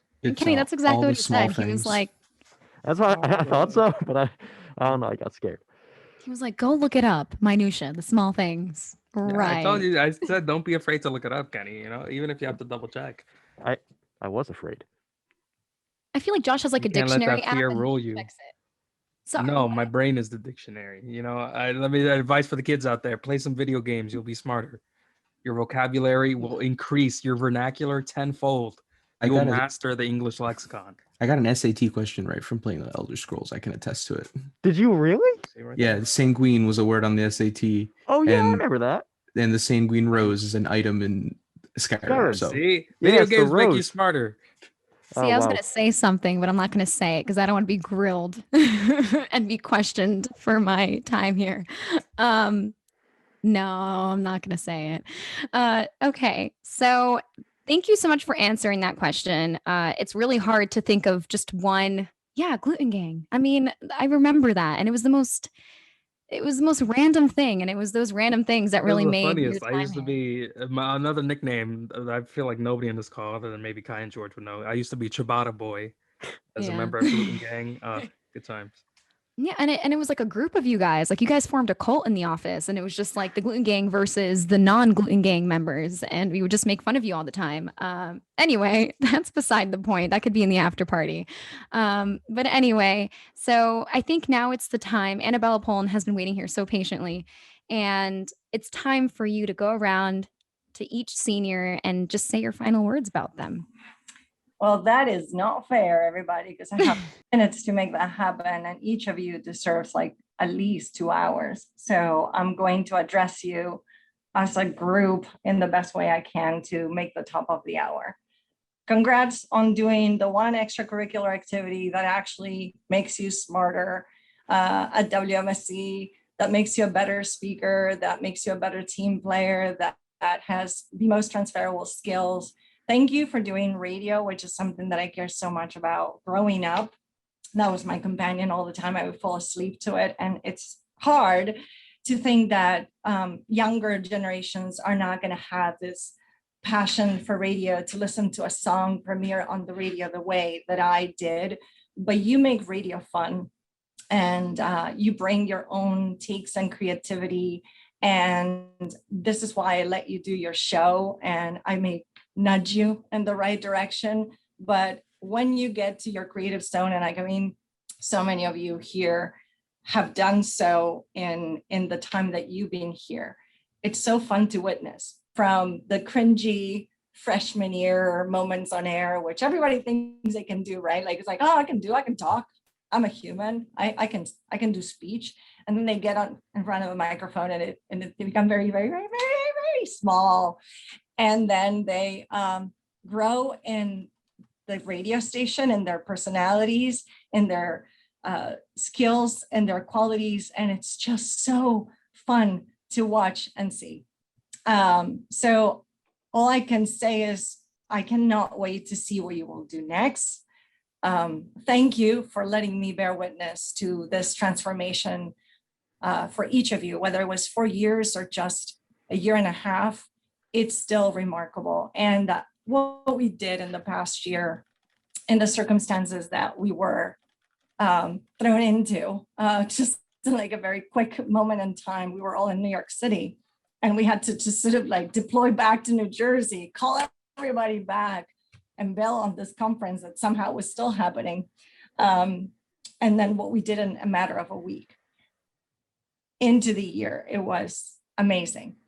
And I always will say this because it's fun when I get a bunch of text messages from all of you when you graduate. I hope you stay in touch, because that's some of my favorite things. I get text messages, Twitters, things that I say that are, they call them pearls of wisdom. And then they remind me of it like many years later. It just warms my heart in a way, in a better way, by the way.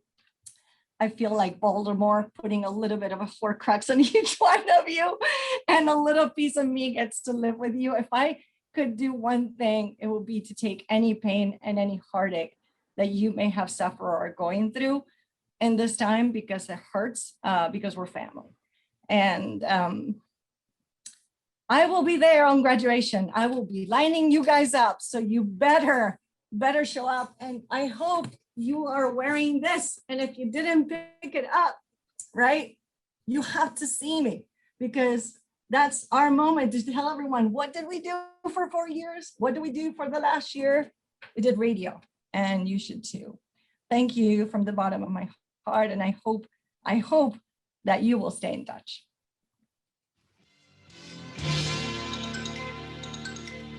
You're listening to 90.3 FM, WMSC, Upper Montclair. Welcome back. We are still going on into our second hour, just for a little bit. Third hour for me.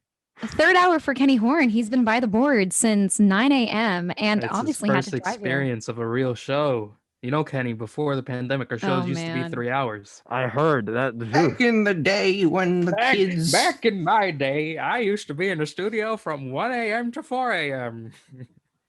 Okay, Grandpa. Yeah.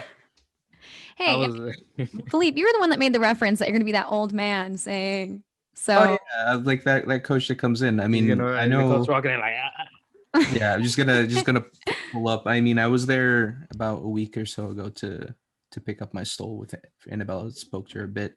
My regalia came in, by the way, Annabella, like last week. Mine did too. I am very excited that it's going to be 90 degrees on my graduation day. Woo! Yeah. It is better than when I graduated high school in 2013, where all 3 types of cicadas were out. Oh God. So the 3-year, the 5-year, and the 7-year all came out. It was at least 100 degrees on a turf field, not a grass field, a turf field. So that was fun. I don't think, does Montclair wear a hood for undergraduates? Because Fordham did, but I don't think Montclair does. They have a different sort of style of gown. But I have a hood on top of my gown. wait, gowns have hoods? Apparently.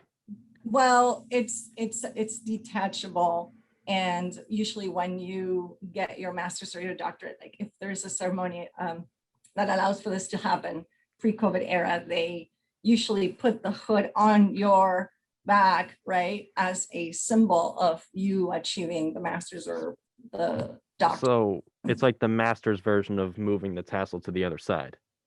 Yeah. I never remember what side. So do you detach your hoods and throw them up in the air? That would be really fun. I actually think it would be more fun if you just grab it like the soccer fans, and I'm sorry, I'm going to grab one of these and just do this. Yeah. Like a rally towel. Josh got it. Yeah, exactly. Like, woo. Yeah. But no, it's actually quite heavy. And it's kind of annoying because if you're wearing a hood, a little key point, wear a little button down shirt so you can attach the hood to one of the buttons down here. Otherwise it chokes you. Like it's not a good thing. So you want to have something to attach it to, or maybe like some sort of key ring type thing, and then it's not choking you, which is highly annoying. But yeah, I'll be walking like a lot of graduates with my master's crew on the 11th on Kaya's 21st birthday at 10 a.m. And I hope to God that it's, on the low 80s, because my God, I don't think I can deal with it.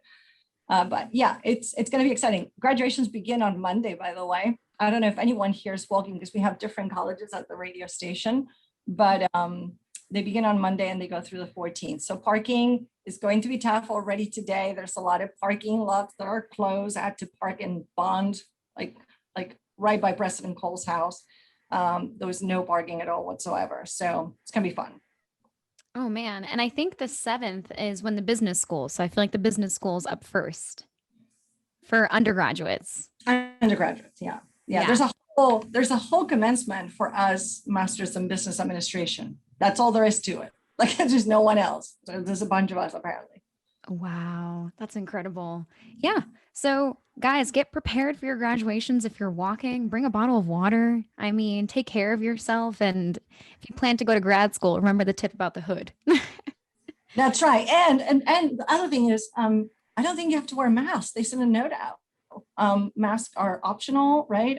That's what MSU was saying for outdoors, which is actually going to be a little bit better, especially if it's hot. So it's exciting to do that.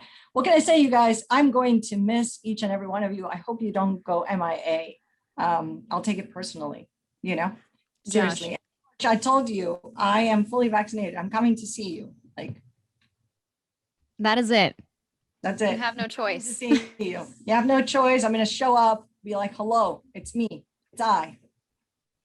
I am the wizard.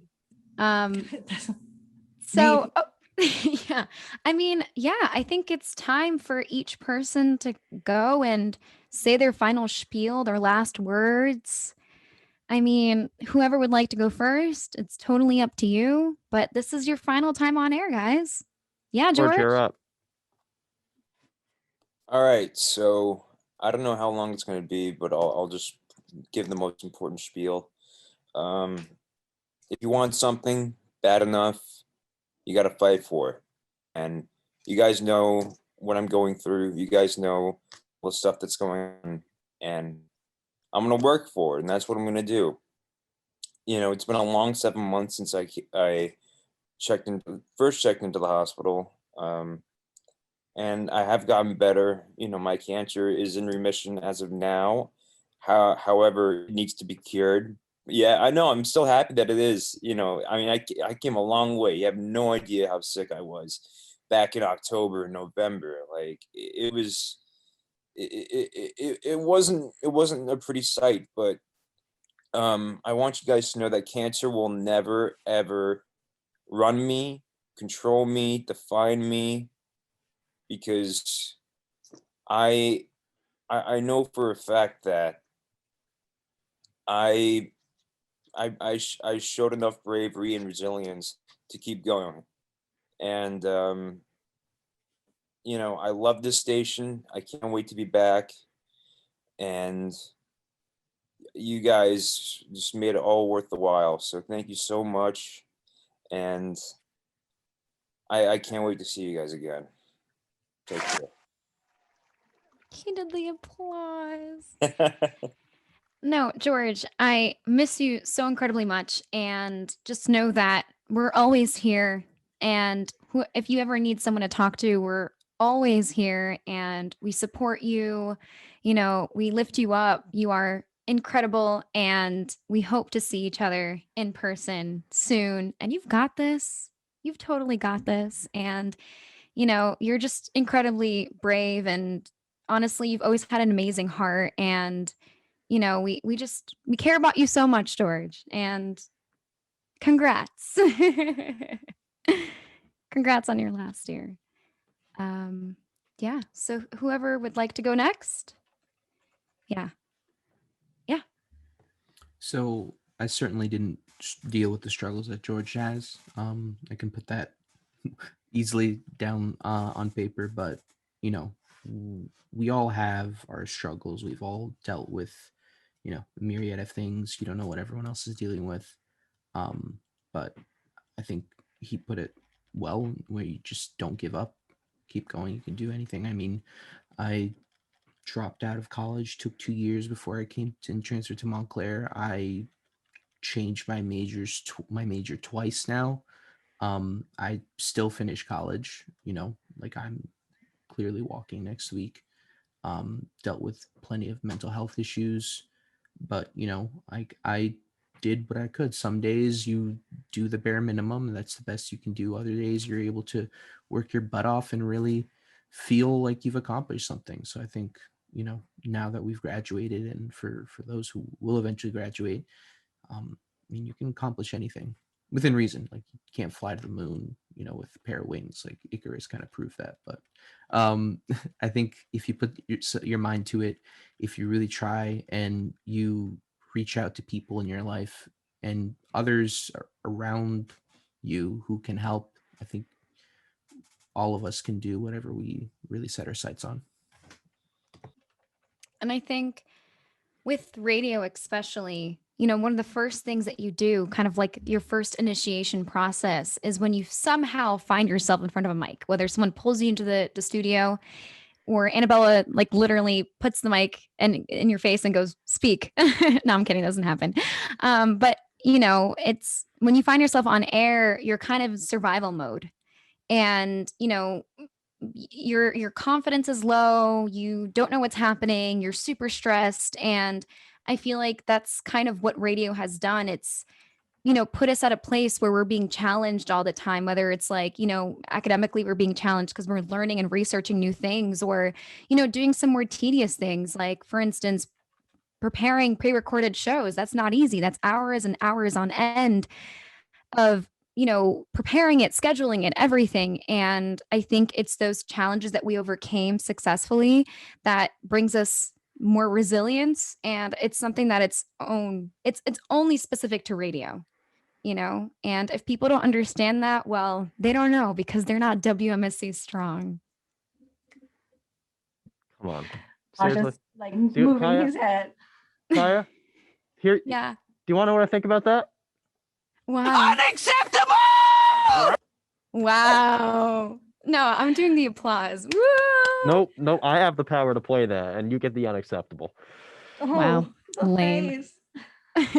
So if you But guys were that's thinking, true, Kaya. Like, think about like fall semester. Josh had nobody helping him with, well, it was just Josh and me doing the shows. And Josh was actually carrying two director positions as program director and production director. And I think he sort of was here when Mike Grippa was here. Shout out, Mike, if you're listening to us, because he often does.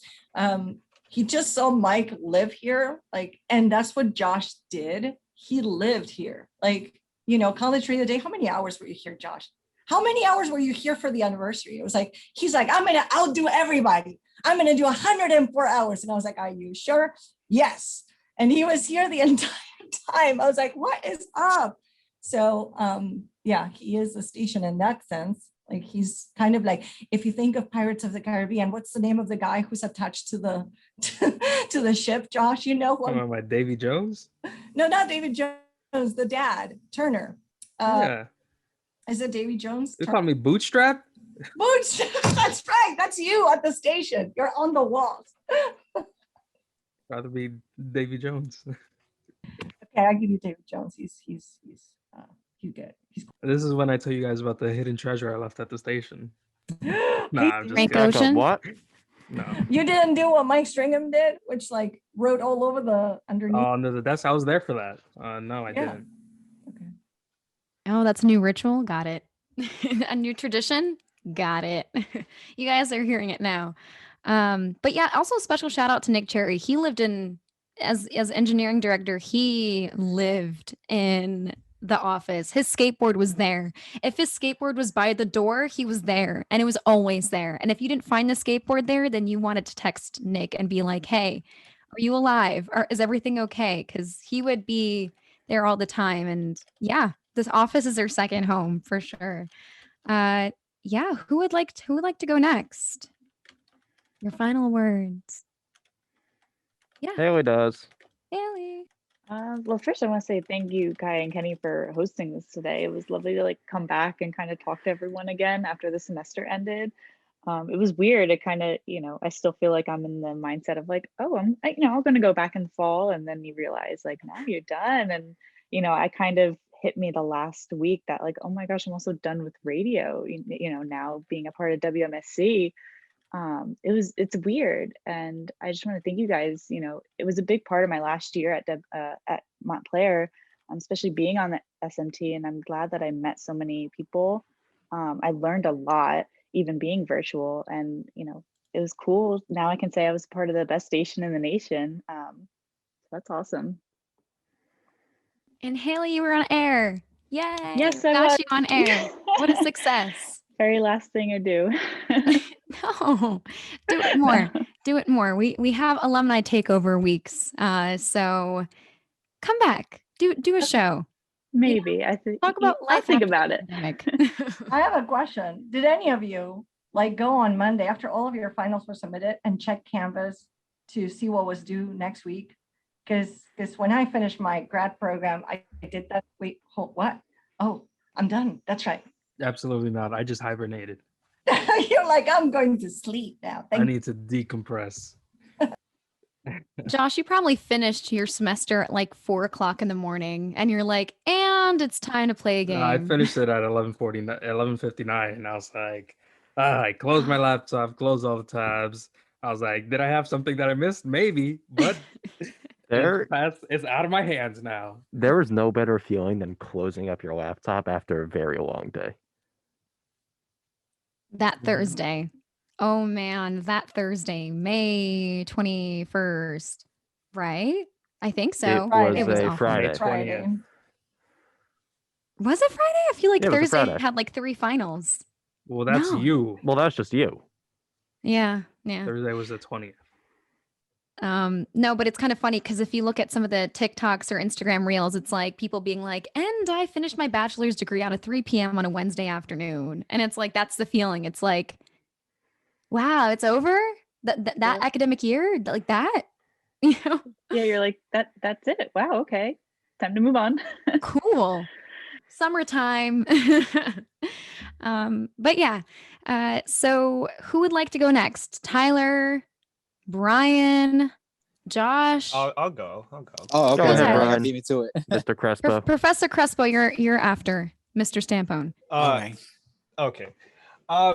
Well, everyone's been saying, the things that they've been saying really makes me just think about all the experiences I've had and how it's shaped my life. And I wish I knew we were going to be playing little clips of stuff, because I would have sent this to you guys to play on air. Because so in my sophomore year, I made a film, because I'm a film major, and it was about I say it's based on a true story because I think it makes it sound a little more appealing.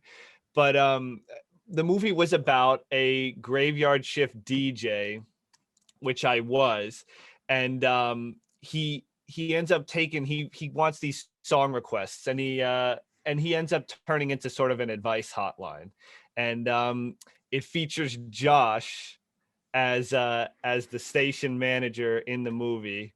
And my favorite part of the movie. So I think I'd love for you guys to check it out. I'm going to put it in the little Zoom chat, and I was supposed to send it to Annabella anyways. But you guys, I think you would like it. If you want to see Josh act as the station manager, it's hilarious.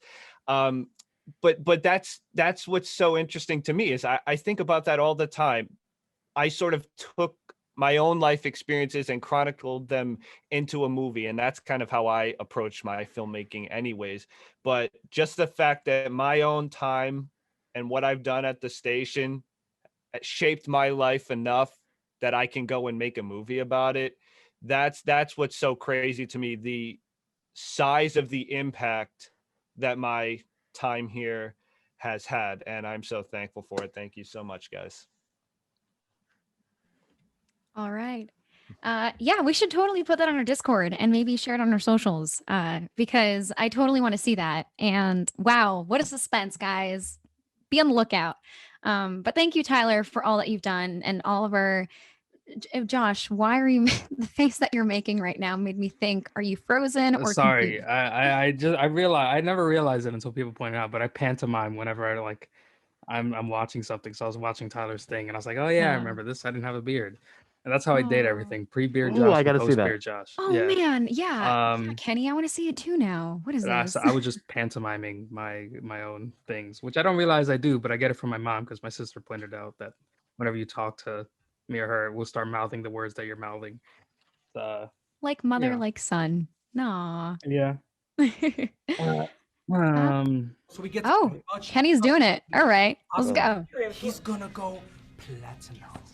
Terry, I'm doing a rock history retrospective on my next show. Nobody wants to listen to the garbage that you play anyway. You're lucky you even have. Just brief. It was just brief. That was 10 months ago? Was that 10 months ago? That's when it was uploaded, it says. It was in 2018 that we shot it. Yeah, what was that like sophomore year? For for you us, guys? yes. Mhm. Oh man. Oh, I still want to see it. Baby Josh, baby Tyler. Okay, so we still got Brian, Professor Crespo. Are you still there? I'm still here. Hey, what's Hi. up? How's the lesson going? Yeah. This is going great, just teaching some basic literature. You should teach the children a little bit about radio. I should teach them about some radio. early recruitment. I Start should. it. So anyway, I think what I've learned from this, or what I'm grateful for, is the opportunities that WMSC has given. I remember I started out as just it's like a little guest on the newsroom with Stephen and AJ and Lewis. So shout out to them. I'm forever going to be grateful for them giving me the opportunity. And, day by day, I was always confident, in talking on air. And then, I met Annabelle. She gave me the opportunity. And while I did, do things virtually from home, it taught me, that I'm capable of doing things I never thought I'd be doing, I got to book 3 interviews with 3 of my favorite bands, and the reception that I got from it was amazing. because I never thought that I'd be interviewing people that I listened to since like my middle school days. You know, that scene phase we call it. And I'm always gonna be grateful for you guys. You know, I got to meet the most amazing people. Even during the year that we had, it's taught me that I got people that I can come to. You know, people like Annabella, people like you, people like Josh, people like, you know, Kenny, and all you guys. I'm important. You know, as many people I can shout out right now, but that's gonna take like the Boo. whole hour. And yeah, I mean that's it really. And you know, to George, you know, I commend you. You know, you've been so strong, and I'm gonna be praying for you and hope for the best for you, man. Because you know, you're gonna kick Kansas' butt. You're gonna kick his butt. So from the bottom of my heart, I'm gonna be forever grateful for WMSC. I'm definitely gonna be wearing that stolen graduation, and hopefully that alumni takeover happens, because I do have in mind one more surprise guest for the station. Do not tell me that you booked Juanes, Brian. I'm trying. I got just Brian direct message Juanes, and Juanes saw it or something like that. I was like, never got an answer back though, but it's okay. Yeah, he's a busy man. He just put out an album too, so you know, if y'all want to stream it. But I do have one more guest. Okay. Maybe it's gonna be for those who listen to metalcore. I probably do have the guitarist from the Devil Wears Prada, probably. So it's gonna be interesting. So hopefully alumni takeover happens, so I can give that one more final gift to the station. Well, now we have to keep our promise. Annabella, we have to discuss.